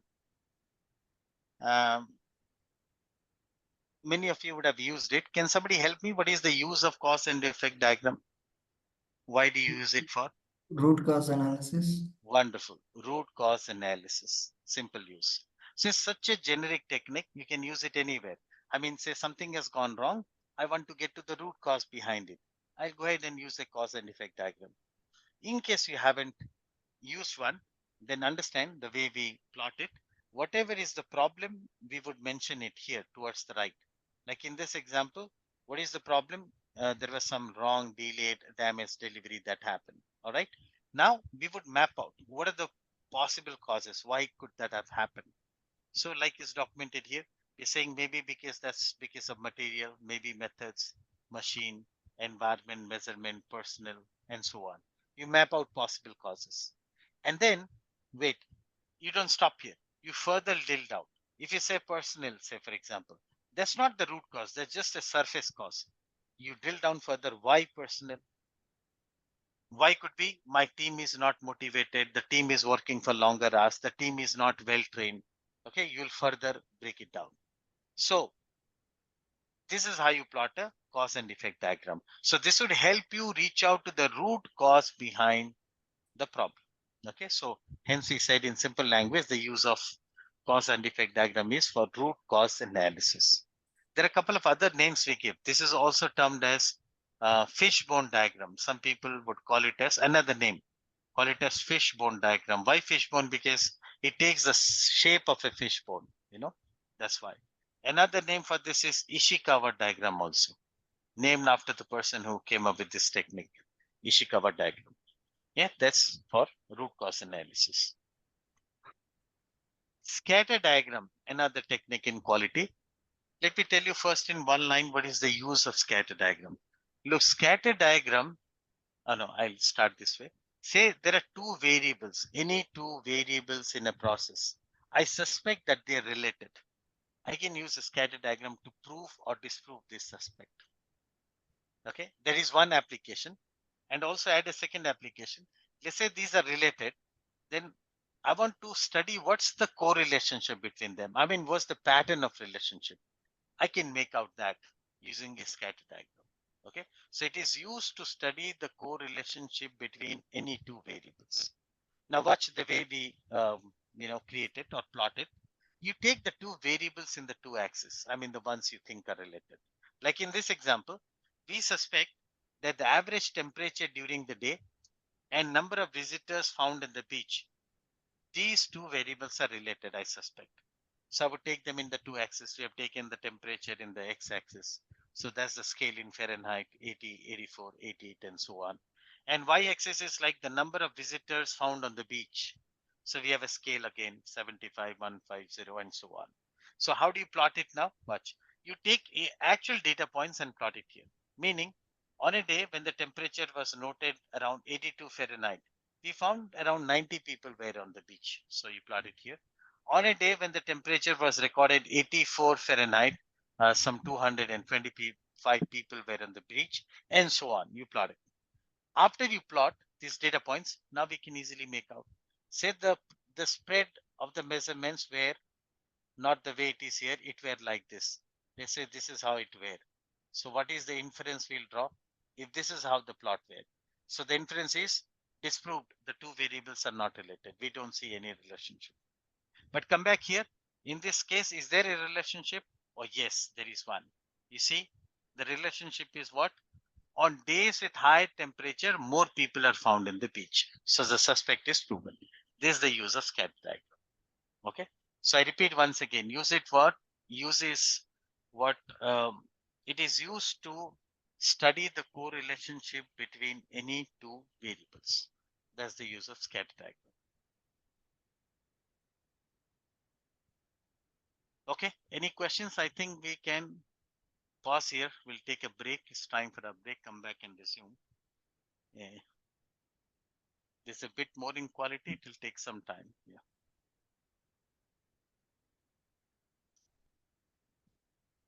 All good. Fair. Well then, see you in 30 minutes. Right. Thank you.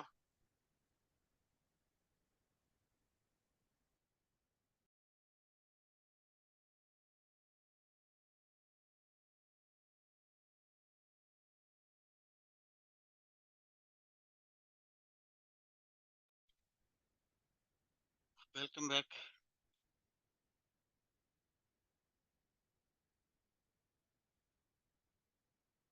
Okay. Couple of people yet to be back.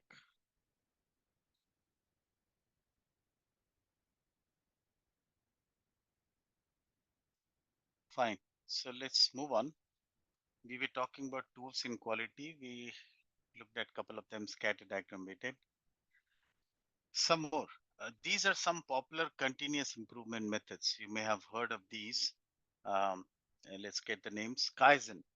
Kaizen is a very, very popular one, which means it's a Japanese term, Kaizen. I think it translates to change, good change, something like that, or continuous improvement, it means. So this concept is where it encourages to identify small improvements that you can make in your process. Okay. So uh, keep identifying, small improvements. And that too is the responsibility of the employees. Look, the people who are actually performing the process, the ones that are closest to the task, they're the ones who can best identify, improvements. So we should identify such small improvements and implement and keep on doing that. It's a continuous process that can make a huge impact in terms of quality improvement. So this concept we call as Kaizen, simple one. PDCA, another framework, again quite popular in for continuous improvement, which talks about 4 steps in a cyclic process you apply. You plan, and then you do, you check, act, and then keep on. Very badly have drawn. I mean, it's a cyclic process. Yeah. So let me explain the steps. Plan step is where you identify some problem that we can improve on, or we have an opportunity to make an improvement, a problem to fix, or an opportunity to improve. You identify that in the plan step, and you put up a plan. How will we make that improvement? Then in the do step, you go ahead and actually implement that. Okay, you implement the plan you had put up, then check. In the check stage, you analyze results. Did we get the results as desired or not? Measure to find whether the improvement was done or not. In case not, in the act stage, adjust. Okay, take corrective actions so that we get the desired results. So this is plan, do, check, act. That's done. Again, perform this loop for another improvement. So keep on doing that. So this is what is PDCA. Again, a very popular framework for continuous improvement. Another one, value stream map or value stream mapping, we call it. This is also a way of improvement wherein we focus on eliminating waste from the process. So this is quite popular in manufacturing or service sector and all. Value stream mapping. I'll do one thing. I'll show you an example and explain this. Value stream map is okay.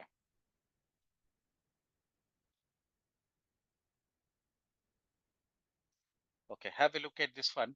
First of all, what is value stream map? A value stream map is a representation of a process. Okay, some process. Here we got a production process. You see, these are the steps. We call this as the VSM, value stream map, which basically shows the steps in the process. I mean, what input materials are coming and what all steps does it undergo to bring up any product or service. Okay, is depicted using a value stream map. So the way you apply this concept is you would create the value stream map for the as is process. I mean, the way the process stands today, like we have created. Have a look here. And then you will analyze that. Let's do. So these are the steps. You see this raw material coming in, then it goes for cutting, stamping, painting, packaging. Thereafter, it is shipped to the customer. Now, look at these timings. It says 25 minutes for cutting, 45 minutes for stamping, 120 minutes for painting, 15 minutes for packaging. This time, we call this time as value added time, VAT. Okay, so I repeat again, expand it this way, value added time, and which comes to like 205 minutes if you see here. I mean, why do we call it so? Because this time that you're spending, you are doing something that provides value to the customer. All right.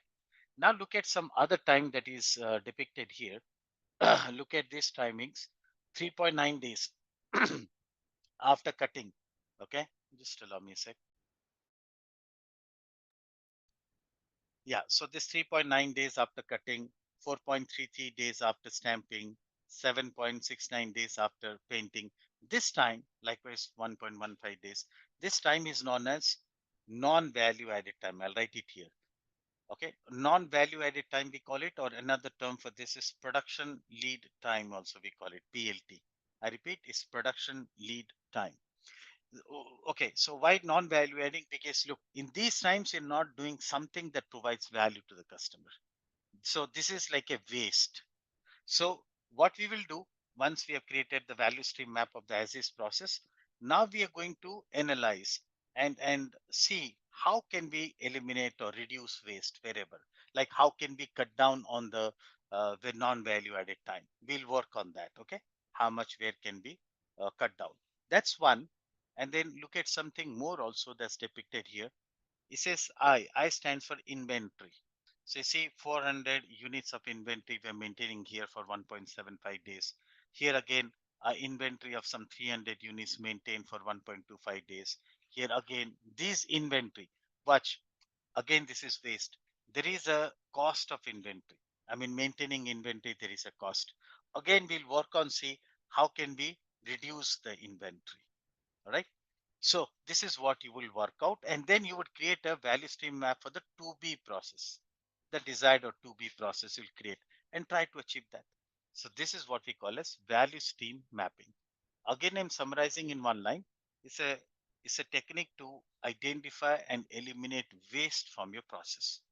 So focusing on work that provides value and eliminating waste. Thus, we would make an improvement. We call this as value stream mapping.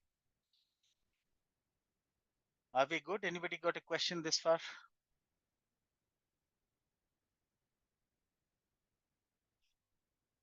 All right. So these are some techniques we use in managed quality. So one goal of managed quality is continuous improvement. Okay. So those could be used.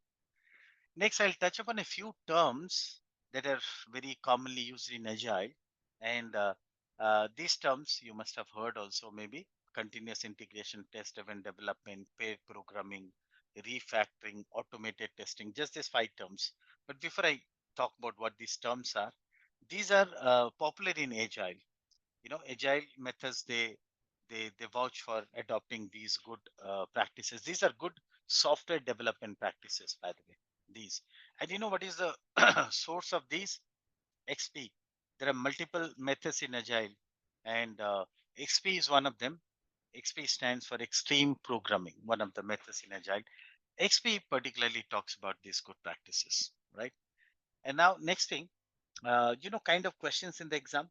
Look, all of these, they have the combined effect of good quality. So the question would be like, an agile team is not able to produce good quality product increments, and what would you do?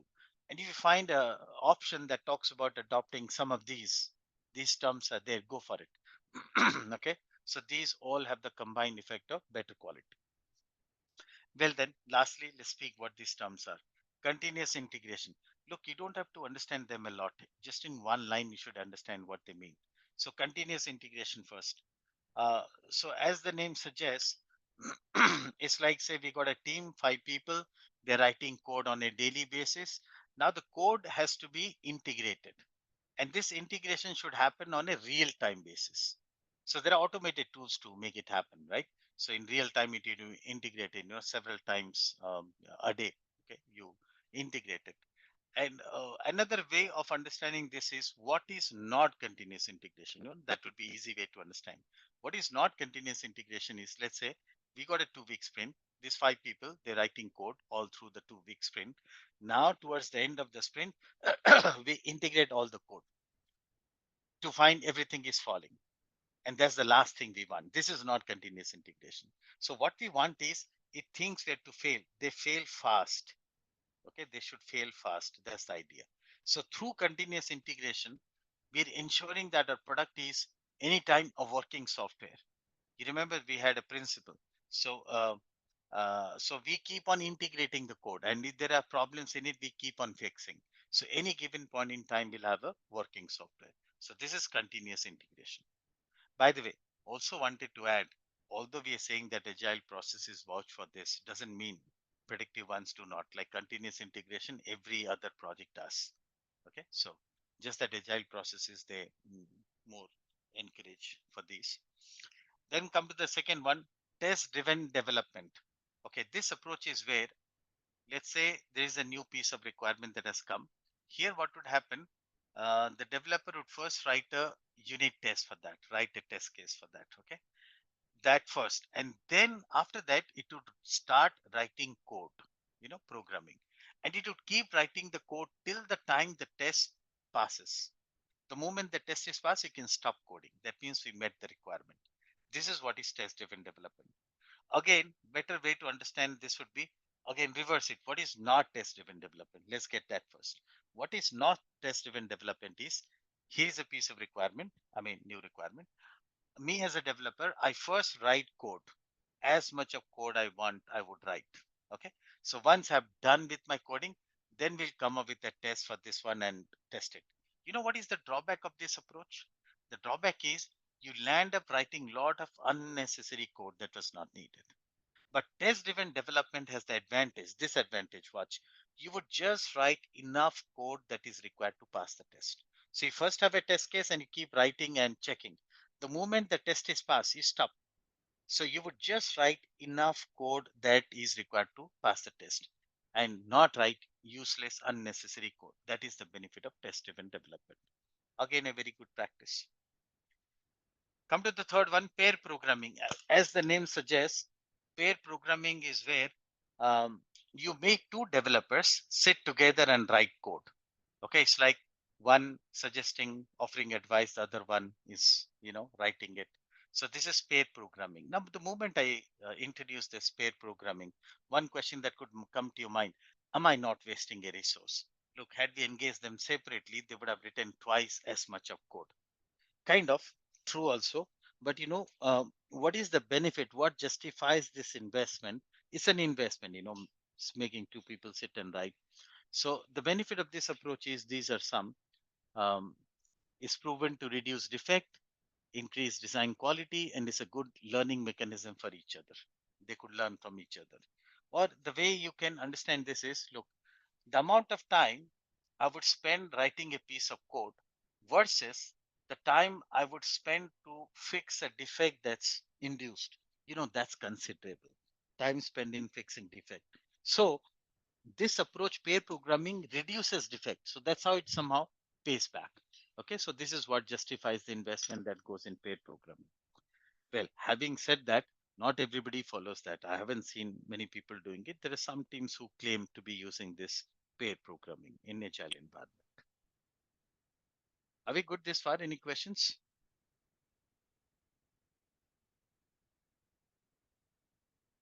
Okay, all right. A few others. Refactoring, another one.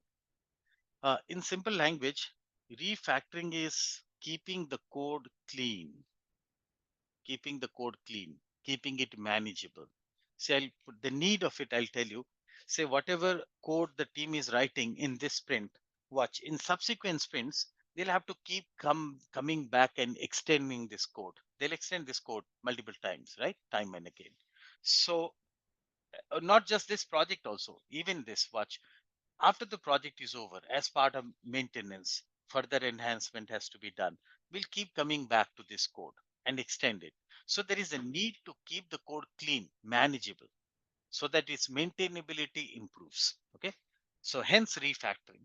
So what is refactoring? Here, read it. The definition is there. Is the process of restructuring computer code without changing or adding to its external behavior or functionality. This is restructuring. Simply. Okay, so you don't change the functionality, you simply restructure the code, keep it manageable or clean. That's what we call as refactoring. Now, automated testing requires no explanation. There are a lot of automated tools, so we use these days for testing. So these are some good practices that all have combined effect of good quality, especially adopted in Agile. So keep them in mind. Right. Now, a couple of terms I'll speak used in Agile. These terms were seen in the exam, so I added them. Spike. Before I speak something, anybody heard the term spike in Agile? Would love to hear. What is spike? Yeah, so before the implementation, we raise some spike tickets that can be researched or investigate before the implementation begins. Research, investigate. I like that. Yes. Yeah, thank you, Asif. Helps. I'll just reiterate. So understand this way, in any project, be it Agile or otherwise, other than the team, other than spending effort in building functionalities, features, they would always spend some time in some kind of research, exploratory kind of work.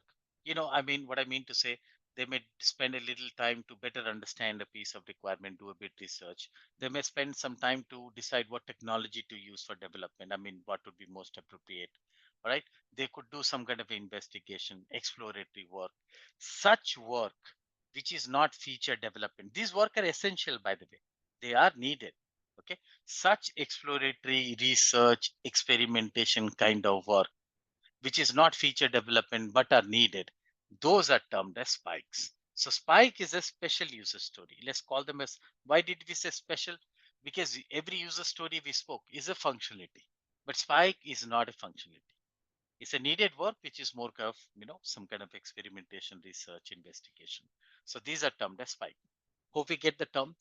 Next thing about spike, the way you add, user stories to the backlog we have, please add spikes also. Spikes also could be added to the backlog. They can be, taken up and implemented in sprints, the way you implement, the user stories, other ones. That's another thing. And a third thing, look, when the spikes could be estimated also. You size the spikes, all right? Like you do sizing of user story. For spikes also, you can say this is 2 story point, this is 3 story point, could be done. Now, last thing about spike, let's say in some sprint, let me call it a sprint X, some agile team, they delivered user story 1, they delivered user story 2, user story 3, and spike 1 and spike 2, which are special user stories. Okay. Let me give you the size of this. Say this was 3 story point, this was 8, this was 5, this was a 2, this spike, and this spike was 3. Okay, so here are the sizes. Now a question. When we calculate the velocity of the team in sprint X, the question is, shall we take the velocity as 16, or will we add the spikes also and take the velocity as 21? This is a question. So in simplest language, what I'm asking is, are spikes to be added to velocity computation? That's the question. I'll take it. I'll answer that myself. Now, answer to this one. Here there are two schools of thought. There are certain agile teams who add spike in velocity computation and take it as 21, while there are certain others who do not add it and take it as 16. Okay, so both these are there. Okay, we see different practices. Now then, last thing, what will we do in PMP exam? If there is a question in the PMP exam relating to this spike, here's the answer. Remember, please, for PMP exam, spikes not to be added for velocity computation. We'll take it as 16. We won't take 21 as the velocity for PMP exam. I hope you understand. So I repeat just a couple of things. First, I said what is spike, some kind of a research exploratory work. And I also said you call them as special user stories, keep them in the backlog, estimate them as well. And last thing, do not add spikes to velocity computation as per PMP. Okay, one last term, technical debt. Can somebody help me? What is this technical debt? If you heard this term in Agile. It's Yeah. a throwaway, so like a quick fix kind of. Quick fix. Yeah, Ankan, go ahead. You're saying. Yeah, so kind of a throwaway solution. So maybe done for a temporary purpose and just to solve the problem, and then we know that it will not sustain in the future. So something like that. Right. Thanks, Ankan. Helps. That's what is a technical debt. So I'll just reiterate again. Ankan has beautifully said that. So in order to meet a piece of requirement, mostly you'll find there is a quick, easy solution for it, a temporary kind of a solution that would not work in the long term, but for now, okay. And there is a robust long-term solution. All right. I mean, that would work. When an agile team, okay, before I speak about that, look, then let's compare. In agile, should we ever go for quick, easy fixes? Ideally not. Why? Because, one of the, goal in agile is what? Excellent product. If excellent product is my goal, I should be trying to avoiding quick, easy fix, right? But at the same time, do you remember, even speed is our goal in agile. So it may happen, look, in order to meet a release date, an upcoming release date, the team goes for a quick, easy fix for now, rather than robust long-term solution. When the team does that, that's as good as saying the team induced technical debt. Okay, so in simple language, adopting quick, easy solution is what we call as technical debt. Now the next question, is it acceptable in agile? I'll take it. The answer is it's okay. It's okay if the team does induce technical debt for now in order to say meet some release target. But point is they must pay back. Okay, so they must pay back this technical debt. Payback means what? In subsequent sprints, they have to come up with that long-term robust solution. Okay, if they don't, then there's a problem. So I repeat once again. So takeaway is what?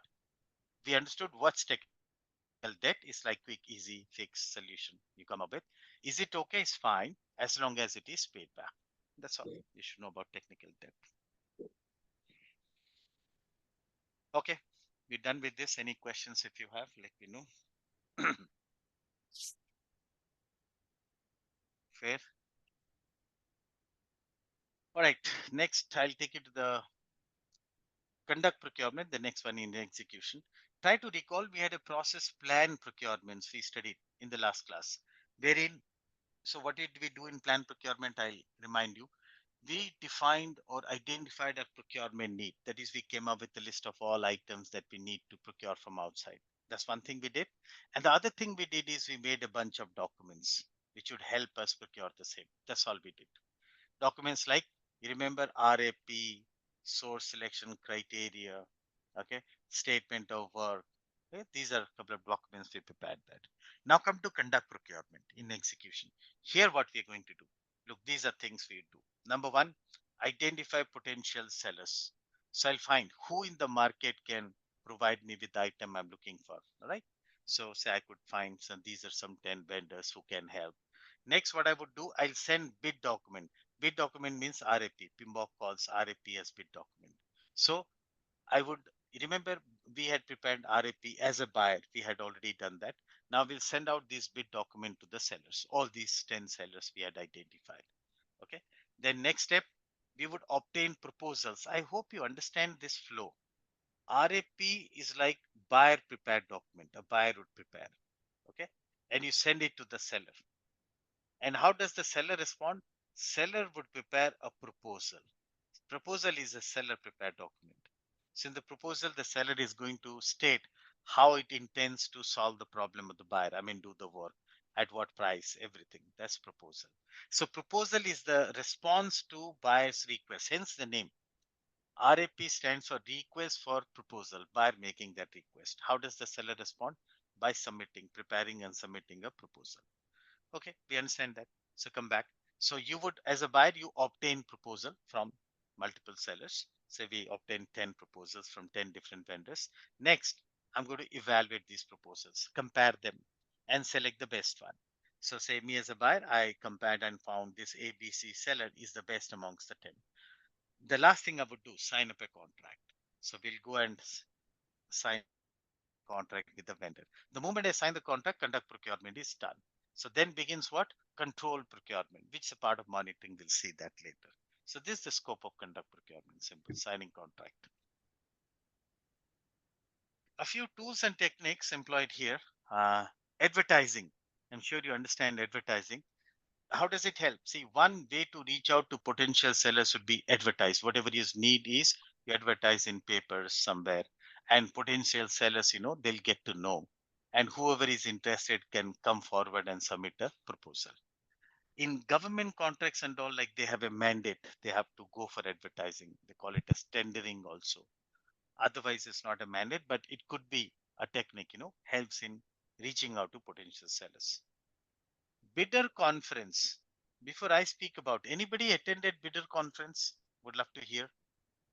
Another name for this is pre-bid meeting also we call it. Bidder conference. Now, okay, I'll take it then. Yes, somebody said something in chat. Okay, no problem. Bidder conference. Let's say I send RFP to, 20 different vendors. Now, I'm sure you would agree, no matter how well you write a RFP, not everything would be clear from a mere document, right? So the vendors might have some questions. They may want some further clarifications, right? So how would I clarify? One is be available one-on-one to take their queries. You could do that. All right. Now, what some buyers would do, they avoid that. What they do is say they would send RFP to say 20 sellers. And then after sending the RFP, a week after, 10 days after of sending the RFP, they'll organize for a conference. We're calling this conference as bidder conference, by the way. And they would invite all these potential sellers who they send RFP, to come and attend this conference. Okay. And now let's understand what is the agenda in the conference. Now in the conference, watch. So I'm the buyer, I'm available here. Now any seller, the sellers would have read through the RFP. Okay. And they would have come prepared with their questions. Okay. Any clarifications, questions they have. So me as a buyer, I'm available to answer the questions of the seller. So any seller can ask a question pertaining to that RFP. And buyer is going to be answering those questions. So this is the primary purpose of bidder conference. So please note, no bidding happens at the bidder conference, no bidding. So what is achieved is the sellers will go back from the conference with a clearer understanding of buyer's need, with their queries resolved. So with this understanding, they will then prepare a proposal offline and later submit to the buyer. This we call as bidder conference or pre-bid meeting. can be used. Okay. Now, having understood video conference, anybody attended such a thing? You may not have been calling it with this name. Pre-bid meeting, yeah. Okay, very well. Negotiation, to sign a contract would require a lot of negotiation. The buyer and seller would negotiate. I hope you understand that. Independent estimate. Okay, another name for this one would be should be cost. We call it as should be cost also. Let's understand it this way. Let's say I'm getting proposal from say 10 different vendors. Now each would definitely quote some price. Many times what the buyer would do, buyer would get an estimation done for this work. Okay, the cost estimation I mean. And you know what would be sources for independent estimate? Sources could be independent estimate can be prepared by a professional estimator, a consultant, a consulting firm. Okay, these are sources. You may create it internally if you have the expertise or get it from outside. Ask a consultancy to provide. Okay, so that's independent estimate. Now, the use of it, this will be used for benchmark. So buyer would use that figure, independent estimate, as a benchmark to ensure that we are getting an appropriate price. Now, let's say I don't have an independent estimate, then what? I'll be simply carried away with whatever quotes I receive, right? Whatever, yeah. So there's no way for me to ensure if I'm getting an appropriate price or not. So bench independent estimate could be helpful here. Well, so these are a couple of tools and techniques employed in conduct procurements. Okay, so that was a little bit we do in procurements.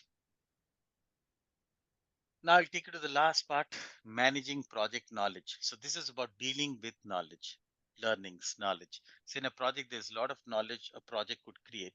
So let's speak a little bit about it. So first thing, PMBOK categorizes knowledge into two types, explicit and tacit. There are two types of knowledge. Let me explain. Look, explicit knowledge is all that knowledge that can be codified in words, numbers, figures, documented. All this knowledge we call as explicit knowledge. Now, what is tacit knowledge? Now, the other one. Look, tacit knowledge is something that's very personal, which cannot be documented.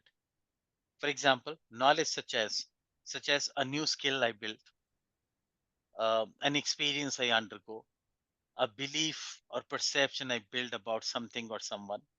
Look, even this is knowledge, but this cannot be codified in words, numbers. Yeah, a skill you build, how do you codify that? You cannot document that. Such knowledge we call as tacit knowledge, which is more personal. But PMBOK somewhere says we should, by the way, leverage from both of them. Explicit knowledge. Okay, now how do you pass on explicit knowledge? That's very easy. Explicit knowledge you can simply document. So it's archived. Anybody read, use it. Okay. What about tacit knowledge? This cannot be documented, I said. So tacit knowledge could be passed on through conversations, networking, discussion forums, blogs. These are ways you could, exchange tacit knowledge. And we must do that also in a project environment. Okay. So that was two types of knowledge. Try this. For each of these, try to make out whether it is tacit knowledge or explicit. The first one, what do you say? Tacit. Tacit. Yeah, this is tacit. First one. Okay. Try the next one. Explicit. Tacit. That's clearly explicit. Third one. Explicit. Explicit. Yeah, that's explicit. Yeah, that's very easy. Yeah. Okay, I'll leave it. Okay, so we understood two types of knowledge. Now next, these are some techniques that can be used to, exchange knowledge and all, like meetings, lessons learned meeting. Okay, so it's a very common practice. We conduct lessons learned meeting, and couple of good points about lessons learned meeting. Look, one is who should attend. So when you are conducting a lessons learned meeting, who all should be invited? I would say invite a wide range of audience. Of course, the team, not just the team. Invite everybody, other stakeholders, vendors, as many stakeholders is better. So it's like, who can learn a lesson in a project environment? Anybody can learn a lesson, right? Not only me, the PM, or the team alone. Anybody associated with the project would learn a lesson. So it's best to invite a wide range of stakeholders to lessons learned meeting. And another question I have, how often should we conduct a lessons learned meeting? Or how about just doing it once at the end of the project? Do you think it's a good idea? We got a 6 months project, we do the lessons learned meeting here once. What do you say? Yes. Not really.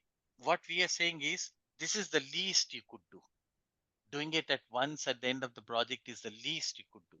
What is better is do it more frequently. When I say more frequently, like end of every phase, why don't we have it? At milestones, why don't we have it? It's better to do it more frequently. And why? Look, I'll justify. Let's say we learned a lesson here on day 25 of the project. Now, you know what? This lesson, we learned that on this day, but this would be, you know what? This would surface in this lessons learned meeting at the end of the project and we document. You know what? Maybe we document and we to help future projects, but you forget the opportunity of applying it to the remainder of the project. Just imagine we had a lessons learned meeting here, end of phase one. That was phase one. This lesson would have surfaced here and we could have applied it to the remainder of the project. So that is why we are saying it's better to conduct lessons learned meeting as frequently as is possible rather than just once at the end of a project.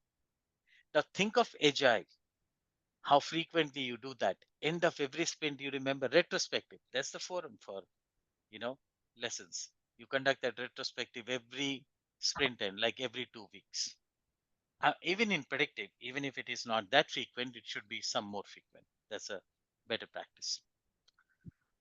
Okay, foreshadowing is like observing somebody perform a particular process. That's a way of learning. We talked about this discussion forum, focus group, workshops. These all could be used for, sharing knowledge. Now, a few good practices. Just run through the list. These are again common sense. These are some good practices to deal with knowledge. Number one, follow organization guidelines on documenting new knowledge. Many companies would have policies laid down on knowledge management. Okay, where do you capture knowledge? How these are to be passed on to people? They would have certain guidelines wherever it exists. Yeah, so that has to be the project has to align with that. Okay, maintain a lessons learned register. I'm sure you understand that. Um, some people would call it as lessons log, all the same, or a lessons learned register. Usually you set it up right at the beginning of the project. And the idea is as and when we happen to learn a lesson, we identify one, we'll go and capture it here so that these are not lost. Okay, we'll maintain a record of that. Motivate everyone to contribute learning. See, what does that mean? I said a while ago, anyone can learn a lesson. I mean, anyone associated with the project, any stakeholder. Now tell me something, can you expect as a PM, anybody learning a lesson any day would walk up to you on his own and share, look, project manager, I learned this lesson this morning? Not going to happen, right? So what I mean to say, people may learn lessons, but they won't come and proactively share with you unless you motivate them. So PM should encourage, motivate the stakeholders so that they contribute learnings. This we spoke, you should conduct lessons workshop as frequently as is possible. Tacit knowledge also we should leverage from. We spoke about it. You can connect to individuals to get this tacit knowledge. Knowledge gained during the project can be useful to subsequent phases of the project, remember. So this not to be forgotten. Many people believe that it's only for future projects we are recording the lessons and passing on. Of course, that is one purpose, but why not the current project? If the lesson is applicable, we should apply it to the remainder of the project, right? And lessons could be both positive and negative. Hope you understand that. Something that went well and something that didn't go well. So what is working for us, we would exploit that. We'll continue doing that. And something that's not working. Okay, so that we got to change something there. So there'll be both positive and negative. Well, so this was a little bit on knowledge management. Any questions? Do let me know if you got a question.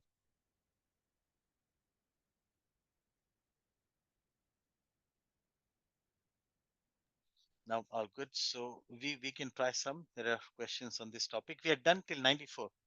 We'll do 95 onwards, 95 till 106. Yeah. Yeah, so the 11, 12 questions are there. Please try these 12 questions. 95 till 106, please.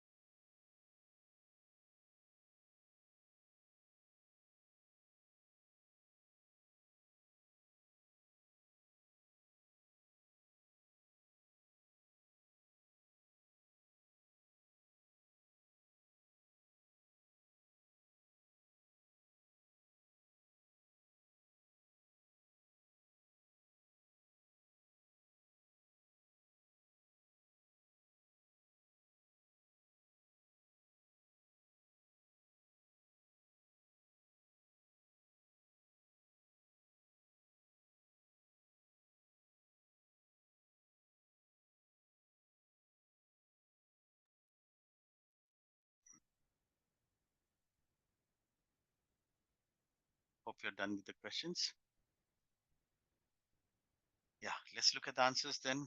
Number 95. Okay, question is where can we not use this issue cover diagram, that fishbone diagram we use for root cause analysis? And I would go with delta for this one. That's the odd man out. See, it's a very general technique, can be used anywhere, wherever we got to find a root cause. And look at D, activity sequencing. What does that mean? Sequencing is like you sequence the work, design, and then development. So when I do the sequencing, this is what is sequencing. When I do that, I have nothing to do with root cause. How do you do the sequencing? This is the nature of work. So this is where Ishikawa diagram has no use. But in all other cases, it can be. Did you get any other answer? If you feel elsewhere it cannot be, like in managed team process, how? How do we, I was about to ask that, JD. Okay, sure. Please So explain. managed team process, I find the productivity has gone down. I find the team work is defective. I find motivation of the team is low. Go ahead and do root cause analysis. Why has the productivity gone down? Why is motivation low? Can do. So as part of managed team. Why in risk management? In fact, it was a listed tool, if you remember. Yeah. In identify risk, okay, to get to the cause of risk. Okay. Then 96. Yeah, good one. This I'll go with A as in alpha. You know the knowledge required to answer this question. I told you what is the benefit of managed quality or QA, and I said it provides confidence to the wider stakeholders that the project will be able to meet the quality requirement. And how that confidence is provided, because QA or managed quality deals with two things. One, compliance, the other is capability conformance. So if these are handled, you will meet the quality requirement. Question framed around it. So here's a story. Somebody is apprehensive whether the project will meet quality requirements. And question is, which quality process should you look into? So we have three processes in quality: plan quality management, manage quality, and control quality.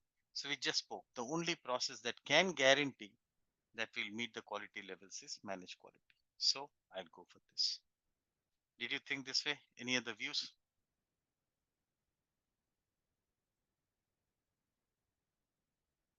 Okay. Then 97, let me take it to. Major issue was discovered, fixing will take time. So B or C? B. B is the right answer. Okay, so here you're informing the customer, transparent, which you should do, and fixing the problem as well. That's the best thing. Even C, you are fixing the problem, but why C not better? Because you didn't inform the customer there. So B, you did inform as well. Yeah, if you got something else, please point out. Fair? Then 98. 98, yeah, I'll go with B as in Bravo. Am I right? Yes. Yeah. Did you get something else? So team has not been able to deliver because of quality issues, not acceptable. So what can we do? B is the best one. Identify the root cause behind quality issues in the next retrospective. That's one. And second, put up a plan to improve. I don't think any other option is better than this. In case you got something, please point out. No? 99 then? Yeah, this is easy. That's what we call as technical debt, right? Yep. You skip some shortcut is what is technical debt. Agree? Any other answer if you got?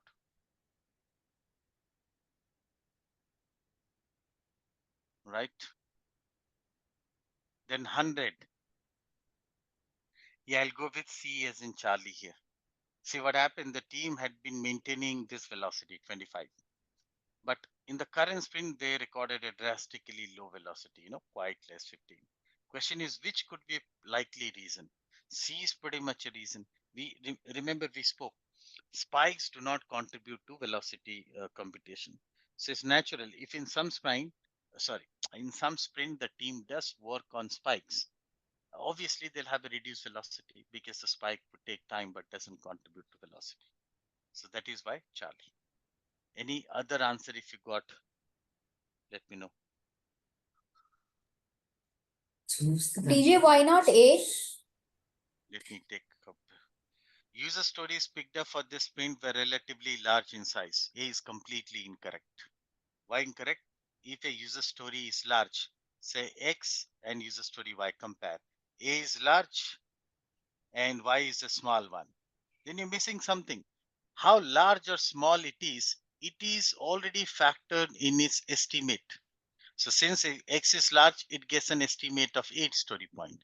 Since Y is small, it gets its size.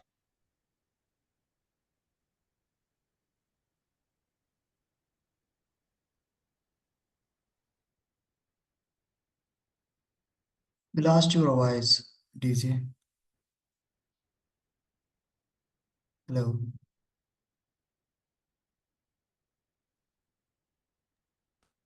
No worries.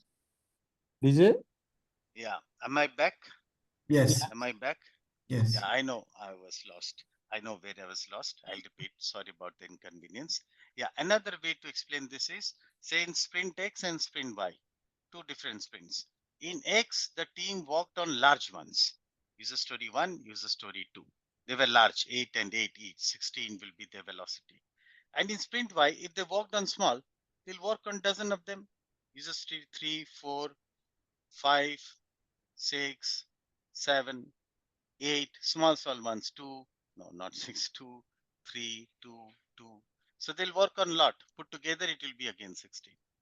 So large or small doesn't change the velocity because large or small is already factored in their estimation. So that is Okay. good. Okay, got it. Okay. Right. Okay. Then I'll take it to 101.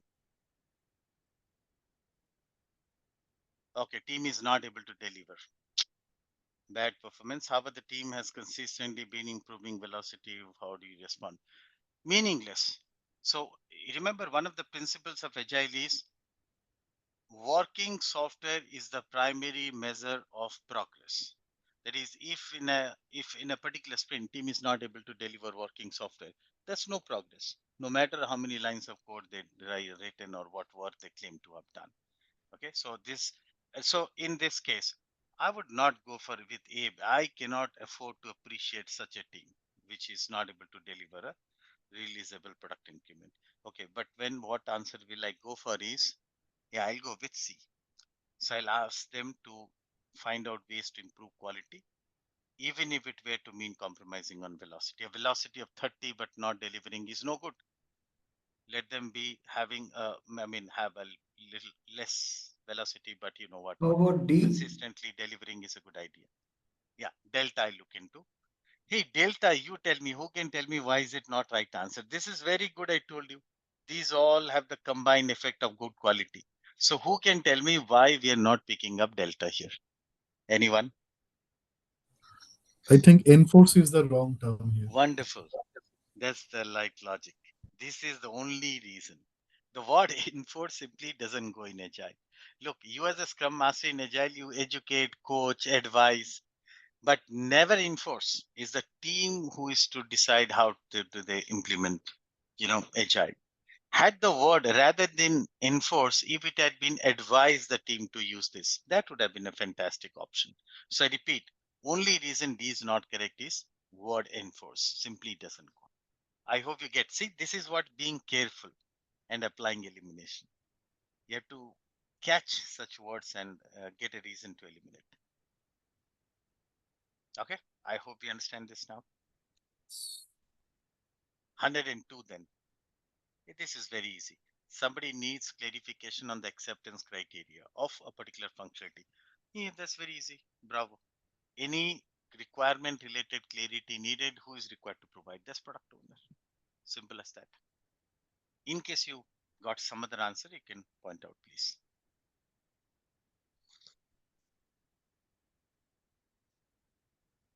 Okay, agree? Then 103. A long story. Question is only this much. When should bidder conference be held? The timing is asked. I'll go with C here. Did you get some other answer?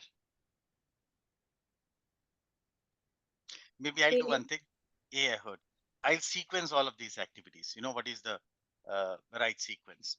So the first would be amongst these, you first create statement of work, where you need to define what is the work to be done. Then next you would create RFP, create, I would say, sending letter, create RFP. And in the RFP, the SOW is also incorporated. Okay. So after you create the RFP, you would send out the RFPs. You send RFP to the various vendors. Okay. Then after you send the RFP, here is where there'll be bidder conference. Watch. Bidder conference if required. We don't conduct a bidder conference everywhere. After you send the RFP, you organize conference, the vendors read the RFP, come prepared with the questions, and they'll ask questions.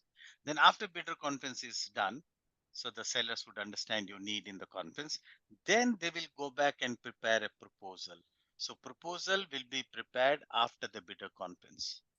Okay. So what is the fun after proposal is prepared or bidder conference? No fun, right? See, the sellers will understand, ask queries in the conference. With that understanding, they'll prepare proposal. If they have already prepared the proposal, there's no point of bidder conference. Purpose is defeated. And then the last step, after proposal, contract would come at the end. You receive 10 proposals. So you select whose is the best and go for a contract. That would be the right sequence. I hope you understand it now, in case not earlier. Hey, Devashish, I have a quick question, please. Yes, please. This SOW part that you mentioned that should be part of the RFP, is it a kind of a standard practice in PMP? Because in my organization, for example, SOW we create later, not before the RFP. So RFP is more on the scope part and all. I'll ask but, you a question. I understand yeah. where you're coming from. So tell me, okay, by the way, when you ask the question, are you buyer or seller, first of all? Were you buyer or the seller? Buyer in the sense, yeah. You are the buyer, right? Yeah. Okay. So tell me, you create, you said RFP first and then no SOW. Okay, then SOW. That is incorrect as per PMBOK, first of all. Incorrect as per PMBOK. We'll try to understand. I'll first show you how PMBOK deals with that, okay? Then we'll see what is the problem with your approach. SOW, you know what is SOW, right? It's a detailed description of what work to be done, elaborate, all work could be described. And look, RFP, when we talk about RFP is what PMBOK calls as bid document, please note. Okay, so this is what is RFP. Another name for that. PMBOK term is bid document. That's what is RFP. So look at the content of RFP. SOW is a part of the RFP. Now tell me, I would like to understand from you now. If you don't have, because see, what is the purpose of RFP? Let's understand. You as a buyer, you would create RFP. You would send it to vendors, sellers, right? And the purpose is what?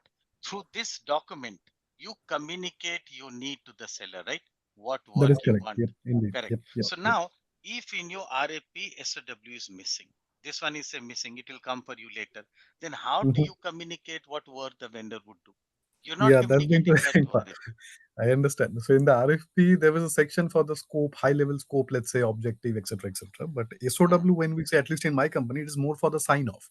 Yeah. So the vendor and the supplier, they are both signing off the contract basically. So it's Now it master makes contract. sense. Yeah. Now it makes sense, Ankit. So the way you now presented in the RFP, you have a little high level thing. And then later a detailed SOW is put up and Yeah, it is exactly. agreed. Yeah. Now it is making sense with this approach if you go. But if you map to PMBOK, PMBOK has kept it this way. Got it. Okay. And nothing wrong with the approach. It's okay. Okay. Got it. Thanks. Yeah. Okay. Fair. Then coming back, 104. A good one. I'll go with Bravo here. Did you get any other answer? Anybody for Alpha or any other? Nobody answers A, right? A will nowhere with the answer. Simple logic. We as project manager, we should have problem solving mentality, not getting into legal actions and all. Yeah, that's the last thing we would do. Still, do share if you have any other view on 104. What about D? Yeah, delta, sure. Delta says accept the delay but stick to the component as per contract specification. Now I would ask you one question if you want to do that. Tell me something. Say the component, whatever the alternate component is equally good. Now tell me something. Say the alternate component would work 99% good, as close. Okay, Hmm. it's not an inconvenience. Then why not take it rather than delaying your project? Say project would be delayed by 10 days. This could mean a lot of impact. I mean, not written what many days, whatever days, say week delay or whatever. I would believe that's a big impact. And if the component is closed, then why not? But you can say another thing. But if it were like the component is not that good, it would be a quality compromise, say. So question doesn't say that, right? Yeah, So yeah. if it were a quality compromise, I agree, 7-day delay is better. Okay, so rather than making a quality compromise, we accept a 7-day delay. That would have been better. Okay, fine. But it could be the other round also. But how Hmm. do you know what is the situation? So question is the case the first one or second one here? Do you know that? I don't know. Question hasn't said. Yeah. We don't know that. So why not B? B is a safe one. Look at B now. B says that check with the SME if the proposed alternate specs can be used. That's so nice. And the SME says, no, it cannot be used. It's a quality compromise. Then I'll go with D. But first I would say the SME said, no, it's very good. It's as good as the original one. Fine, then we can go with this component. So B should be a first action that you would take. And then basis that we will decide whether we'll accept the delay or take, accept the alternate component. Am I not making sense? Uh, I could say, I mean, like we are passing the buck to SME and he's making the decision and we are sticking to that. We are not passing the buck. Had the option been, let the SME decide, that would be the language for passing the buck. Uh, But read with me now. check Check with, with the SME. You take the pain to sit with the SME, check and understand. So this is not passing the buck. okay. There's a thin line in the language. I agree. While had it been passing the buck, not a good idea, but it is not so here. Okay. Okay. Hmm. This what makes PMP exam difficult, right? Yeah. 105 then. Okay, this one is straight delta. I hope you understand a contract is a legal agreement, right? Which is subject to remedy in court. Hmm. So there are some legal requirements in a contract, like you cannot sign a contract with a minor. That's a minimum requirement. What if you do by mistake? Then what? The contract is null and void. It won't be on in the court. So what has happened in this story? You did that by mistake. You signed a contract with a minor less than 18 years of age. Then what can you do? Look, nothing can be legally done because the contract is void. It's not even applicable. So I'll go with D, which says contract is void for lack of competent parties. Minor is not a competent party. Okay. And the project manager should look out for non-legal remedies. Legally, there's nothing you can do. So that's your best bet. Non-legal remedies. Any other if you felt is appropriate.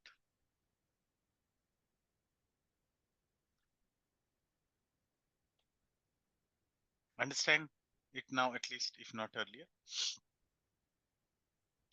Fair. I'll take you to the last one, 106. Good one. What did you answer? I'll go with bravo. Did you get something else?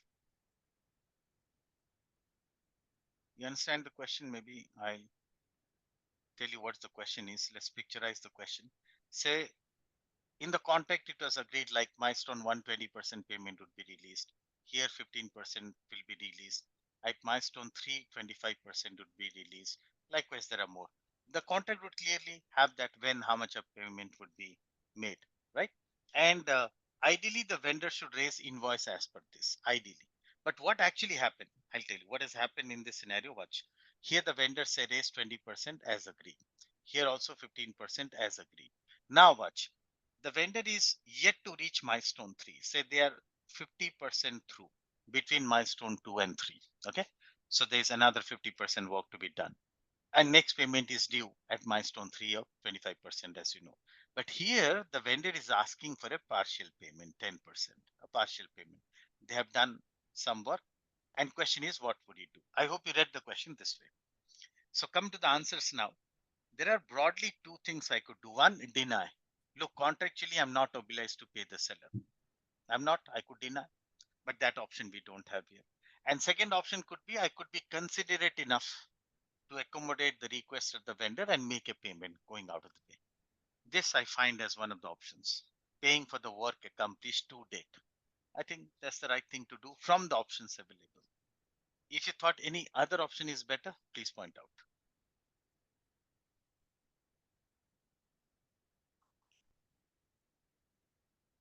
Agree? Right.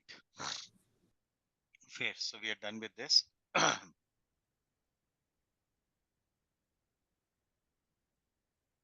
All right. So we'll move on. Now I'll take you to monitoring.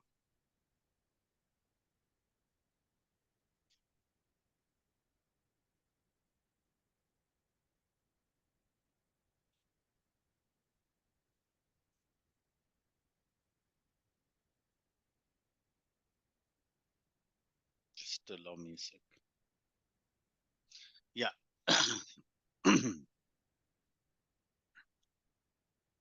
We'll get to monitoring project performance. And here, these are the topics we learn. Monitor project work. So we have to monitor all the 10 knowledge areas. I hope you understand. Monitor schedule, cost, quality, risk, all these areas. We'll speak about them. And next we'll touch upon monitoring in Agile. We'll see how is this some different. Okay. That's another thing we'll speak about. And then manage changes, dealing with change requests. Okay. So these are the topics we're going to cover here. So let's get started. These are a few quotes, sayings. Have you heard of them? Look at the first one. How does the project get to be a year late? One day at a time. You understand what it means? Say we got a 1 year project and I find my project is 3 months behind schedule. Now, point to be noted, did it miss the deadline by 3 months overnight? No, overnight you can miss the deadline only by a day. So how did you reach to this situation wherein you are 3 months behind schedule? Only when you let it accumulate, the delays accumulate, right? So what's the learning from here? The learning is monitoring has to be continuous. We cannot sit someday and say, okay, today's the day of monitoring and check where do we stand. That's when you find we're 3 months behind schedule. But if monitoring were continuous, you would have detected every time there was a variation, you missed the deadline by a day. And just imagine how easy or difficult it is to bring a project back to track when my project is 1 day behind schedule versus when it's 3 months behind schedule. Here, little can be done, right? So the learning is that it has to be continuous. Okay, so why do we need to monitor a project? Because things would never go as per plan. No matter how good a plan you prepare, how robust, no matter how good team you're given, deviating from the plans is the most obvious thing that can happen in a project. So several reasons, scope would change, activities estimate would vary. Our estimates cannot be perfect, right? We would have wrongly estimated somewhere. Infrastructure problems coming in, people related problems, unanticipated additional crisis to mean unknown risk occurring. All of these could derail your project. Okay, so hence we need to monitor. Monitoring involves doing these things. This is anyways common sense. Still, let's have a quick look at that. It involves comparing actual performance against the plan, the baseline in the plan. You keep comparing actual versus the baseline to detect any deviation. Next, assess performance periodically. Okay, we keep on doing that. I was just talking about the need of doing it frequently, periodically. And the need to take corrective and preventive actions. Do you understand these terms? We quite often use these terms, corrective and preventive action. I'll just come back to the slide. Very simple terms. I mean, they're defined everywhere. So say something has gone wrong. I would take an action to fix the problem at hand, to bring my project back to track. That is what is corrective action. And preventive at the same time, watch. I would like to take some action to ensure that the same problem doesn't reoccur in future. That's what is preventive action. Let's say the problem at hand is what? We had to do a lot of rework in execution because of a faulty design, no, sorry, I'll rephrase. Say the problem is what? There is a faulty design. So execution has gone wrong. So what is corrective action? Rework and fix it. So that is corrective action. And what is preventive action? Okay, so we decided in future we add another step. We'll wait for design approval. After design is done, we will have it approved. Before approval, we won't start execution to avoid such huge massive rework we had to do this time. So that's like a preventive action. These are very generic terms. So every time there is a variance, we take such corrective and preventive actions. Coming back, monitoring also involves this, creating a timely information base for reporting. Our reporting is based on that. When you prepare status report, progress report, it involves monitoring. You compare and find out where do we stand, and that's what you report. Monitoring also involves checking on the status of risk. That's risk also has to be monitored. So which risks have been closed, which ones are open. Okay. Providing forecast. Look, another aspect of monitoring is this. See, one is you discover where do you stand. At the same time, you would extrapolate that to understand where do we land up. That's forecasting. So which is a part of monitoring. You need to monitor implementation of change requests. Change requests got approved. They have to be implemented. You have to track them as well. Yeah. And even this continued alignment with business case. So we had a business case created pretty early, right before initiation. We checked justification. We continued with the project, but we have to keep checking whether the project remains aligned to that. It could happen that the business case is no more valid, because of developments. So even that requires to be monitored. So these are various activities that monitoring covers. Now, here are two tools and techniques we use for monitoring: variance analysis and trend analysis. As the name suggests, variance analysis, what is that now? It's a quantitative investigation of the difference between actual and planned performance. Okay. So this technique is used to determine the degree of variance. You would also, after understanding the degree of variance from the baseline, you also get to the cause. You do root cause analysis to understand why this variation. All right. So cause schedule variances are very frequently calculated. There are other variances also you can calculate. And you would take corrective actions, preventive actions every time. Similarly, trend analysis is about is a technique that uses historical results to predict future performance. So like whatever has been the trend so far, you extrapolate that to see where do we land up. So you can look for trends, any kind of trends. Trends of defects, trends of velocity, and these kind of trends you can, even the schedule cause variances can also be seen. So look for trends. They would warrant again the need for corrective and preventive actions. So these are a couple of generic techniques quite extensively used for monitoring. Okay, so controlling schedule is one of the knowledge areas we do. So this process simply means comparing actual schedule progress against the schedule baseline to detect are we ahead, behind, or on time. Okay. And if we are behind schedule, then corrective actions to be taken. That's what control schedule deals with. There are a lot of tools and techniques. I hope you recall these techniques we use for develop schedule. The ones we use in develop schedule, they're all repeated in control schedule, like critical path method. You remember CPM we applied to prepare the schedule. We already done that. Why here? I hope you understand. Say we have a schedule. If a new activity getting added, again, we'll have to apply critical path method. Everything changes. So you keep applying critical path method over and over again, all through the project with every small amendment that's made. You don't have to manually do that. Using a tool is seamless. Resource optimization like leveling, we have already done that. We're repeating. So we're checking for the remainder of the project. If there are some resources who are over allocated or under allocated, we may do further leveling. Lead and lag. We already introduced this lead and lag. But again, why here? See, as the project progresses, you develop better understanding on the exact number of days of lead and lag that's needed. Meaning, I think, let's say you thought somewhere a lag of 10 days would suffice, but now you feel no 15 is needed or less would suffice. You change this lead and lag. You remember compression techniques we talked about, fast tracking, crashing. We already did. Why again? We have applied that, while we are developing the schedule.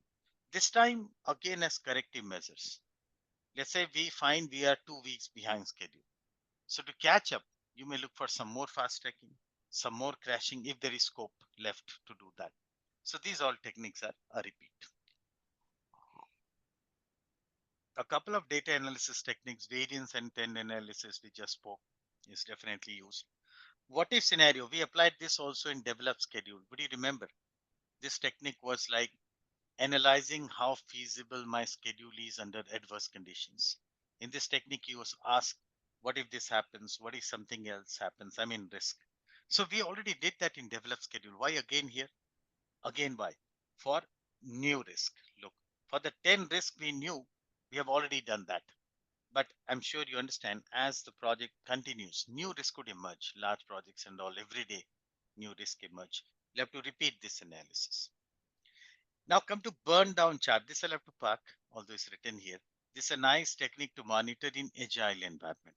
So after this, we'll take up monitoring in agile. There we'll speak about burn down chart. Let it remain for now. Another one, earn value technique, earn value analysis, or call it as earn value technique. Well, earn value technique, if you ask me which is the most effective technique that exists for project monitoring, I would say earn value technique, this one.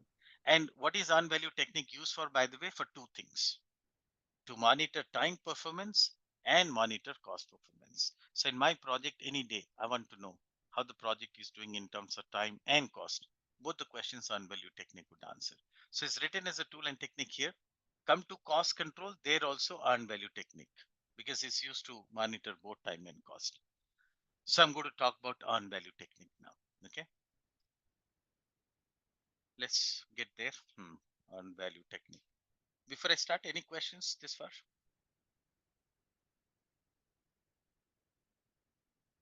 Well, let's focus on this technique. You must sure see questions in the exam on earn value technique, not one, maybe 2, 3, 4 questions. Okay. This earn value technique is based on a few components. Let me first talk about them. One, earn value. Okay. Second one, plan value. Third, actual cost. EV, PV, and AC. Did you get the full forms? EV is earned value, PV is planned value, and AC is actual cost. Now to explain this, I'll take a simple example. Let's say my project. Okay, here is my project. My project is of 10-month duration. And for simplicity, you assume that the work is evenly distributed across the 10 months, meaning it's like every month they should be doing 10% work. That's the plan. And the budget of my project, let me tell you, that is $100,000. So even the budget is uniformly allocated as 10,000 per month. So like the plan is every month we should be spending $10,000. Please note this is a hypothetical project. Okay. In a real project, this doesn't happen. But in this project, it's so. And to perform earn value technique, you need some actual actual measures. So we are at the end of month 4. By the way, when do you perform earn value technique? All through the project as part of monitoring. Any day you want to know how my project is doing, I'll apply earn value technique, right? So I'm taking a reference point. Let's say we are end of month 4. 4 months have left in this project. And I'll tell you some real progress that has happened so far. Watch. 30% work has been completed and $50,000 is what we have spent in the project so far. So this is my project scenario. Keep this project in mind. We'll use this project to relate all of this EV, PV, and AC. Yeah, project is simple. I summarize once again. 10-month project, work evenly distributed as 10% each month. 100,000 is the budget. Even the budget is uniformly allocated as 10,000 per month. I mean, that's what we should be spending. 4 months have lapsed, and here is the real progress. End of month 4, 30% work done. 50,000 is all money you spend. Fair. Let's come to earn value now. This earn value is also termed as, we call it as BCWS. What's that now? BC stands for budgeted cost. I'll write it here maybe. BC is budgeted cost. So what is the, no, my bad. So my mistake, it's P, not S. BCWP, sorry. So budgeted cost of work performed. This is the full form. Okay. Budgeted cost of work performed. P. Yeah. So budgeted cost to mean plan cost, estimated cost could be alternate terms for budgeted cost. And work performed, what does that mean? Work performed to mean the amount of work you have completed, the amount of work you have accomplished till a certain point in time is what we call as work performed. So let's understand earn value. So in any project, any day, to know the earn value, what you would first do is you'll figure out how much is the work performed. So somebody help me. So in this project at the end of month 4, we are calculating them all at the end of month 4. So somebody tell me how much is the work performed end of month 4. Anyone? 30%? 30% given in the question statement clearly, right? I told you 30% work is done. So we figured out work performed. Now watch, what's earned value? Is the budgeted cost of this amount of work. Budgeted means planned cost. So try this. So in this project, what is the plan or budgeted cost of 30% work? How much? 50K. No, Sorry, yeah, it should be 30K. 30K. 30K. I Yeah. didn't ask actual. I asked budgeted or planned cost of 30% work. Hope you Very good. understand. See, total work is 100%. Total budget is 100,000 in this project. So going by that rule, 10% works budgeted is cost is 10,000. 30% works budgeted cost is 30,000. This is what. Okay, so I'll write it here. So what is the earned value then? 30,000. This is how we calculate. I repeat once again. Very simple. For earned value, you find how much of work is performed, you have completed, which we did 30%. Translate it to money. I mean, 30% works budgeted cost is how much? 30,000. Okay. We understand EV.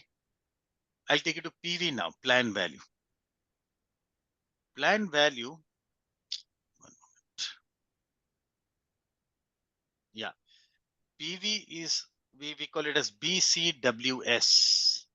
Now, BC has the same meaning, budgeted cost. And what is WS? Look, WS is work scheduled. Look, earned value dealt with work performed, what you have accomplished. While planned value deals with work scheduled. Where schedule means as per schedule or as per plan. There was some amount of work I was supposed to complete by today. Today is end of month 4. That is what we are calling as work schedule. So can somebody help me? How much is the work schedule at the end of month 4 in this project?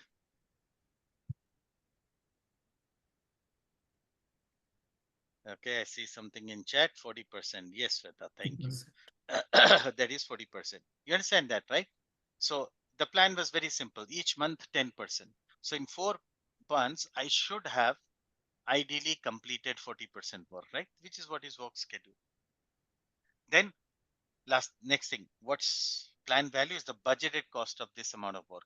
So like we did, budgeted cost of 30% work was 30,000. Likewise, what would be the budgeted cost of 40% work? 40,000. That's 40,000. Simple. So this is plan value. Before I move on, please note what is the unit of EV, PV, AC? Currency. All of them we are expressing in currency. $30,000, $40,000. Okay. So from the word you can remember, earned. Earned is what you have accomplished. Planned is what was planned to be done. Come to the last one now, actual cost. Look, for actual cost, you don't have to think hard. Actual cost is simply how much money has gone out of your pocket. So when I'm finding out actual cost, I don't care more work, less work, no work, don't tell me. Just go check your pocket to see how much money we have spent in the project by today. That's what is actual cost. And how much is that? Anybody help me? 50K. 50K, which is state given in the question statement. You didn't have to compute, it was given, right? So I said 50,000 is all money we have spent by now, which is what we call as actual cost. All right. Very well. I hope we understand these three, EV, PV, and AC. If not, let me know. I'll be very happy to explain. These are I would say, the backbone of this technique, unvalue technique. We need to understand these three figures. Okay, let's check your understanding. I'll ask you something.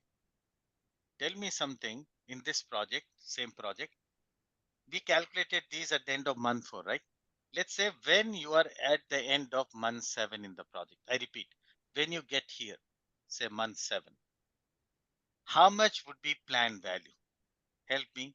How much would be the planned value of this project at the end of month 7? 70K. 70. 70,000. Wonderful. Last question. If you answer this, I'll be convinced you understand. Same at the end of month 7.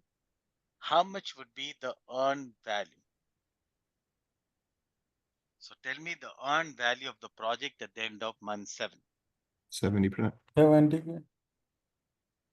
No, Are no. you sure? No, no, no. Are you sure? See, earned value is what? Budgeted cost of work performed, right? So at the end of month 7, how much is the work performed? How much? I didn't tell you that. In Yeah. purpose, I didn't tell you. So how can you tell me the earned value? You should say I cannot say. Understand? Okay. Okay. Plan value could, because it has to do with plan. You rightly said 70,000. If I had told, okay, at the end of month 7, 60% work is done, then you could have answered. Or 80% work is done, you could have, but I didn't say that in particular. So you cannot answer on value. Okay, hope we get that. Okay. Fair. Let's come back. We understood these three terms. That's all we did as of now. Now I'm going to introduce you to 4 matrix we have in earned value technique. Okay, let's learn them. 4 matrix. Here, I'll write them: schedule variance and cost variance and schedule performance index and cost performance index. Okay, so here, 4 matrix. Did you get the full forms? Maybe I'll write it here if you want. Schedule variance, that's SV. Cost variance is CV. Schedule performance is like, yeah, I said schedule performance index, right? So that's SPI. Likewise, CPI is cost performance index. Okay, so these were the terms. Now, formulas for them. So you got to remember the formulas. Very easy to remember also. I'll tell you how can you remember. All formulas start with earned value. So you first write EV in every formula. EV first. So earned value is like God. All formulas start with earned value. And you see we have just 3 things: EV, PV, and AC, right? So EV appears first in every formula as you find it. Now what you would find is one of the other two, either PV or AC, would appear in each of them. Okay. So for schedule variance, what you do, you subtract PV. That gives you schedule variance. While for cost variance, you subtract the other one, which is AC. Very easy to remember. So you could remember this way. Cost variance relates to actual cost. Remember this way. So schedule variance would relate to the other one, which is PV. Yeah, easy way to remember. Now next, watch. For schedule variance, you subtracted PV. For schedule performance index, you divide this by PV. So very easy. Both SV and SPI, they derive from EV and PV. But one is a difference, the other is a ratio. That's it. Similarly, for cost variance, you subtracted AC. For cost performance index, you divided by AC. Here are the formulas. Okay, quite easy to remember. Now we'll understand each of these matrix. Okay, let's do. Even before that, I hope you understand this, that out of these SV and SPI, these two are time matrix. Why CV and CPI, these two are cost matrix. That's anyways evident from S and C. S for schedule, C for cost. Remember, I told you this technique is used to monitor both time and cost, right? Don't mix up. We have separate formulas. 2 matrix for time, 2 for cost. Okay. Now let's interpret these. I'll use this space. Okay. Now let's say in some project, we calculated schedule variance and it turns out to be 0. So what is the inference? Can you help me with the inference? When will it be 0? Watch. When earned value equals planned value is EV minus PV. When both are equal, schedule variance would be 0. So somebody help me with an inference. I mean, what does that mean? Are we on time, behind schedule, or ahead of schedule? On time. On On time. time. On time. Okay. Another way to understand is schedule variance 0 means no variance. No variance means we are on time. Okay. So schedule variance could be either 0 or 1 moment. Oh, did I stop sharing? Oh, Yes. Yeah. I don't know. Okay, just allow me a second.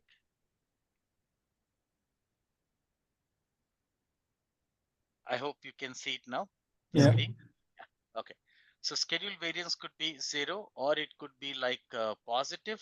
I mean greater than 0 or it could be negative. Right. Let's draw an inference for each of these scenarios. So 0 was like on time.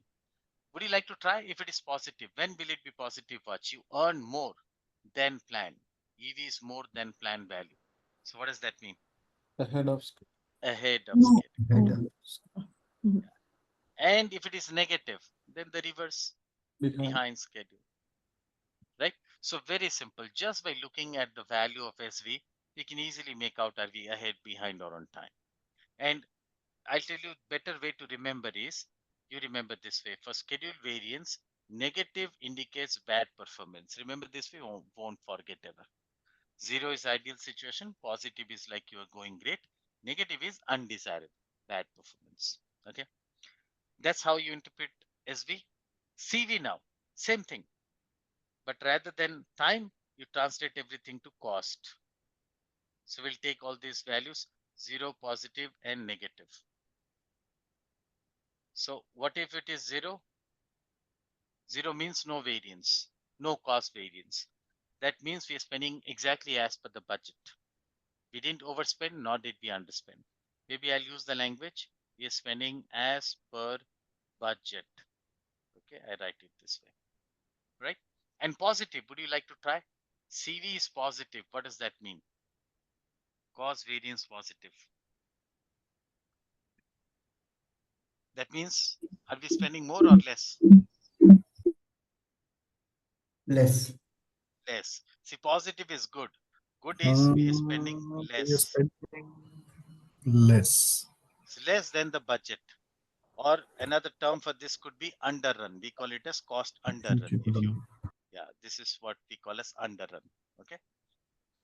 And if it is negative, negative is bad. Bad is we are spending more than planned. Okay. So this is also termed as overrun. This is what we call as cost overrun, undesirable situation. All right. So very easy to remember. Watch. Remember this way. For both the variances, by the way, this SVCV, we call them as variances. C is missing, variances. While these two, SPI, CPI, we call, these are ratios you find. We also call them as efficiency indicators. Okay, so these are termed as efficiency indicators and SVCV are termed as variances. So for both the variances, negative is undesirable. 0 is the ideal situation, positive is great. Good this far? I'll take you to interpret the other two now, SPI and CPI. Let's do SPI now. See, for SPI, the reference point would be 1. When EV and PV are equal, it's going to be 1. This EV divided by PV, right? So SPI could be like 1, or it could be above 1. So let's say 1.2. Or it could be under 1, let's say 0.9. These are the possibilities. Let's draw an inference for each of these cases. So would you like to try SPI 1? That's when EV and PV are same. What's the inference? On time. On time, right? And if SPI is 1.2 above 1, that means we are Ahead of schedule. ahead of schedule. And if it is under 1, of course, it means we are behind schedule. So very easy. For variances, negative is undesirable, I told you. Likewise, for efficiency indicators, under 1 indicates bad performance. Remember this way. 1 is ideal, above 1 is great. Okay, very easy to remember. A little bit more. Come back, SPI 1.2. Of course, that means we are ahead.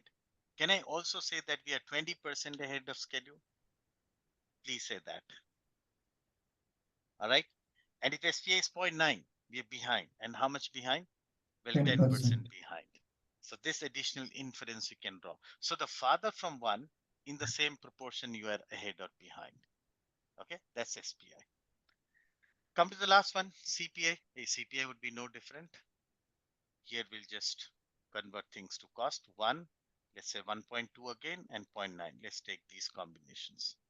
So one is ideal performance. We are spending as per budget. So I'll write it. We are spending as per budget.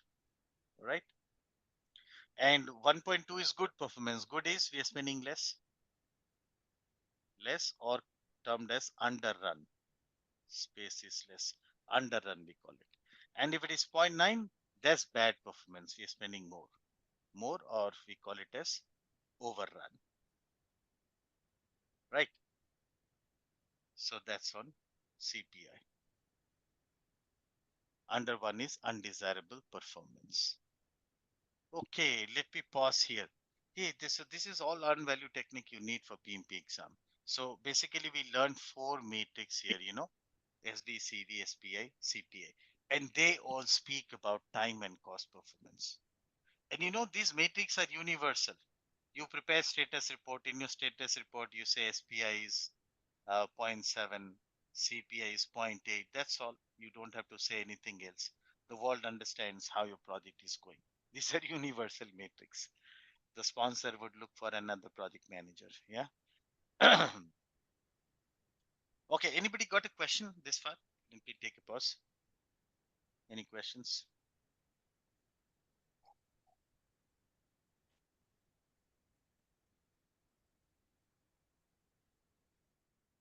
No, all good. Now let me tell you what kind of question they would ask in the exam. Calculation on value. Least likely. Or maybe you see one question where it asks you to calculate SVCV or SPI, CPI. Less likely. But sure, there'll be question on value. The questions would be like, of the make, we'll see some SV values given or any of the 4 matrix, values given. And the question would be around drawing an inference from that.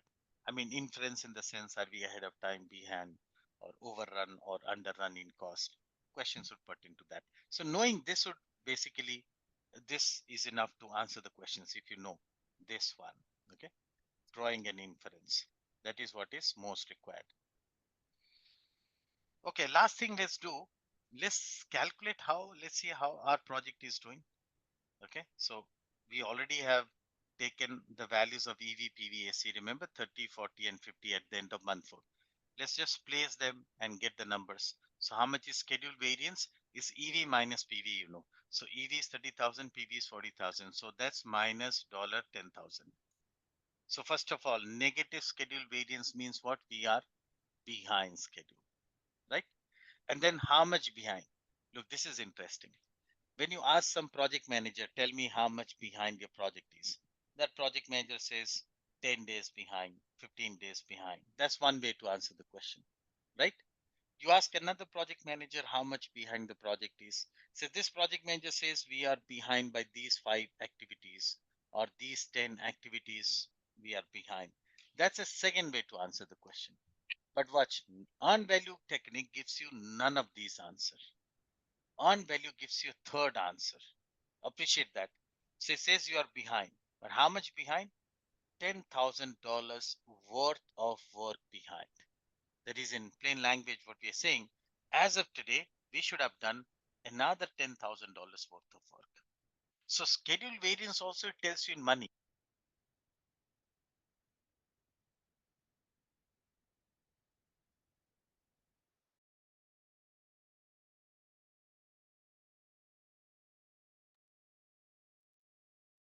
PJ, we lost your voice.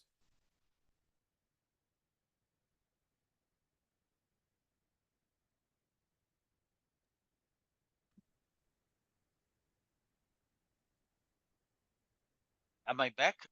Am I back? Yeah, yeah. Yeah, this headphone bothers me.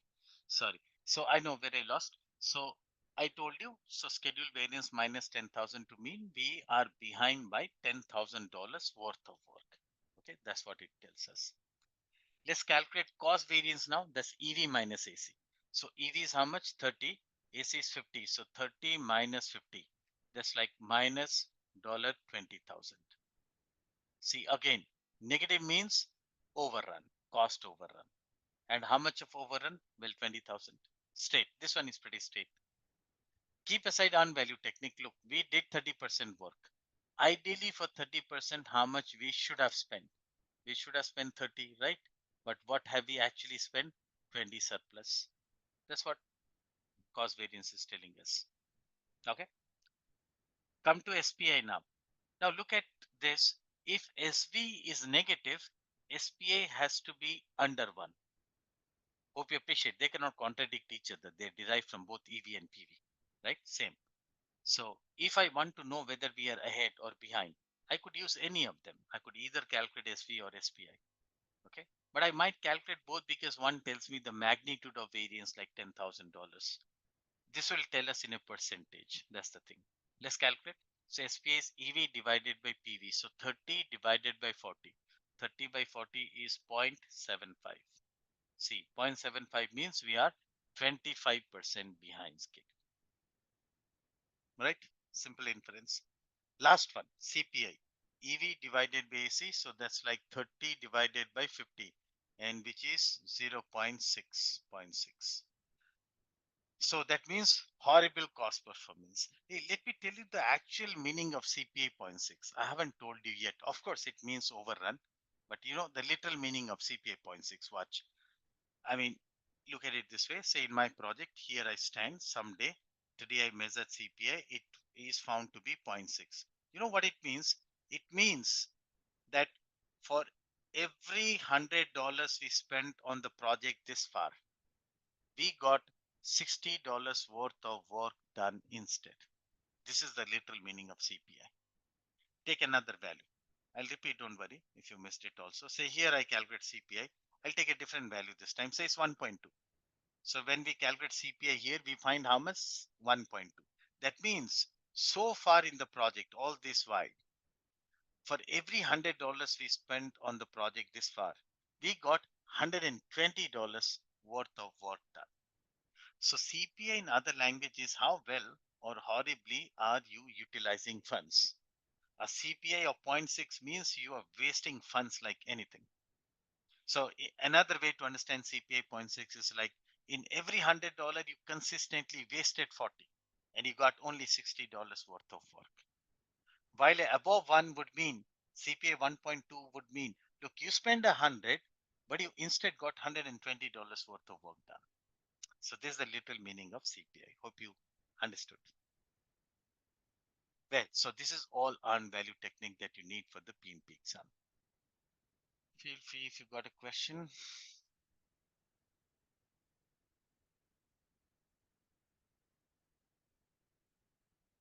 All good.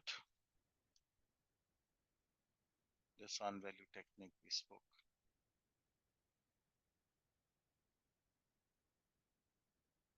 Okay, fair. Another 10 minutes or so I have, I'll utilize that. So control quality is the next one. So we talked about controlling schedule, controlling cost. So control quality is simplest way to understand. QC testing is what we do. So you praise the product to see whether quality has been achieved. Do you understand? These are some techniques. Sampling. Sampling is where rather than testing the whole population, what you do is you take a sample randomly 10-20% out of the population and test it against established standards. Now if the sample passes the test, you would accept the whole lot, or else you will reject it. You know, that's sampling. So why do we opt for sampling rather than testing the whole population? Well, it may not be time efficient, cost efficient to test the whole lot, right? So your times go for sampling. Control chart, look at this. Use of control chart in one line. Control chart is used to track the performance of a process with respect to time. I mean, let's say we got some process, any process. So I want to monitor my process. I want to check, is my process running smooth or has it gone out of control? A control chart would help. So let's see how do we plot one. So in control chart, x-axis is time always. Okay, it's always time, and y-axis is process output. Whatever is the output of the process that you are interested in, you plot it here. Like in this example, let's say the process output is the length of the product. It got to be say 110 millimeter. Okay, so that's the output. Now watch the way you plot control chart. Say every hour we're producing 100 pieces of that product. So I take a sample of that. I measure and plot it here. Like look, the first one measured around 118 millimeter. The second one was 117. The third one was way low, some 33. The fourth one is again 118 back, and so on. So you plot the output of the process on a continuous scale. You keep on plotting. That's how you draw a control chart. Now, before we move on, here's a question. Why does it not happen that every output measures exactly the same, say 110? Or I'm generalizing my question. What I'm trying to ask here is, can we have a process on Earth which consistently produces outputs without any variation? I mean, every output is exactly the same. Can we have such a process? What do you say? Yes, no? No. No, there's no such process. In fact, I'll just go a little deeper. In any process, causes that create variation in the output, we classify causes into two types: normal cause and special cause. Let me explain. There are many names: normal, or call it as random cause, or call it as common cause. These are all synonyms. I'll take a simple example to explain that. Say if you take a piece of paper and write your name 10 times on it, you will see no two of your signatures will be exactly alike. When you magnify and see, there'll be variation, right? This is what is normal cause. But point to be noted, all of them are acceptable. I mean, the bank is going to clear the checks with all those signatures. So point is, normal causes are ever present in every system, every process, and they will create some variation, small variation. That's pretty much acceptable, not a matter of concern. Just relate it back to one thing. In the control chart, you see the concept of control limits. You see upper control limit, and there's a mistake, lower control limit. Okay. So the red dotted line, when the measurements stay within the control limit, the inference is they are for normal causes, not a matter of concern. Okay. Now come back to my example. Let's say out of those 10 instances when you are writing your name, say on one of the instance, somebody jumps on your elbow. How will that signature look like? Very different from the rest 9, right? That's an example of special cause. Special causes would create a larger variation, taking it outside the control chart. Okay, that's special cause. Okay, we understood now. How do we plot the control chart? Now, two things to observe in a control chart. I'll draw it here. There it is not visible. Let's say, okay, so that's the mean. Two things to observe. Look, if this ever happens, wait, upper control limit, lower control limit. Okay, so if this ever happens, so this is where the first one, second one, third was here, fourth was here, okay, and so on. Now let's say a measurement goes outside the control limit. Look at this. This, what do we call it? We call it as outlier. And what does that indicate? That indicates that this is because of a special cause. So it's an alarm for the team. The team has to go identify the cause and fix it. As long as it is within the limits, I mean, that's okay. So this is one thing to observe in the control chart, outlier. And a second thing to observe now. That's one second thing. Now let's say this ever happened. 1, 2, 3, 4, 5, 6, 7. If 7 consecutive measurements, they happen to lie on one side of the mean. You see that? 7 consecutive times they did lie on one side. Okay, what is this known as? This phenomenon is termed as rule of 7. Rule of 7, or another name for that is run. Okay, and what does that mean? If that happens again, that means there's something wrong. There's a special cause making it happen, most likely. So the team has to go find out the cause and fix it. That's rule of 7. A question could be like, why there is a problem? Did you notice they're all within the control limit still? They are within control limit, right? So why are we saying it's a problem? I'll tell you. The problem is, look, when it is varying this way, the measurement is going above mean. then it drops below mean, then above, then the mean is intact. But if it is staying on one side, you know what does that mean? Here is the new mean. The process is shifting upwards. There is a shift in the process happening. It has not gone out of the limit yet, agreed, but very soon that could be expected. So it's indicative of a problem. So I summarize control chart this way. We understood how to plot it, and these are the two inferences. So let's put it this way. As long as there is no outlier or rule of 7, that means my process is running smooth. But if any day one of these is observed, that's indicative of a problem. That's what we call as control chart. So I said it is used to track a process over time. That is to make out, is my process running smooth or is there a problem associated?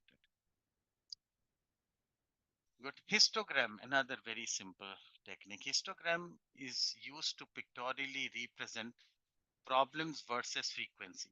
Let's say in my project, there are a lot of causes creating defect. So what we do, each cause we denote by a bar. This is cause 1, cause 2, cause 3. Each cause is denoted by a bar, you see. And the length of the bar denotes the frequency. Like this cause number 1, it resulted in just 2 defects. 2 resulted in 16 defects. Third one in 7, and so on. So that's a histogram. Causes versus their frequency is depicted here. So what's the use of it? Well, not much. Just provides a pictorial view for analysis. Okay, that's histogram. One more, check sheet. Use of check sheet. In one line, I would say check sheet is used to collate large volumes of information. Don't confuse this with checklist.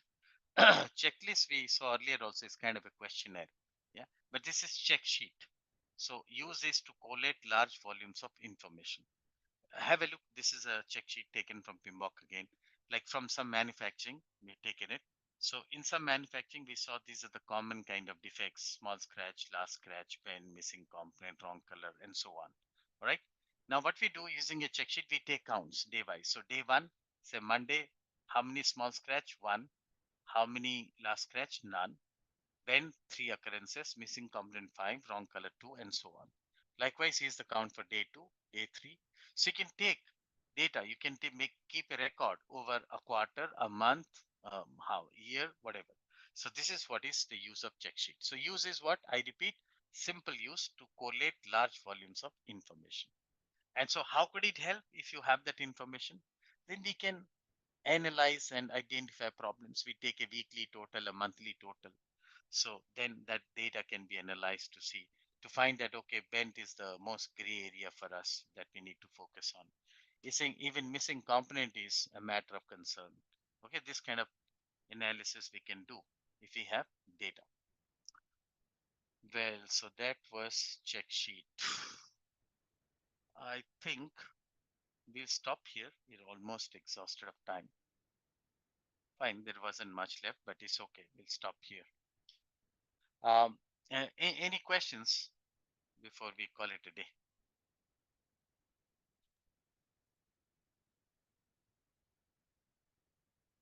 Just one more either. What is the purpose of the check sheets you said? To collect? To collate large- large volumes of data, information. Yeah, that's the to simple collect use. large volume of information. Okay. Correct. Okay, anybody else got a question?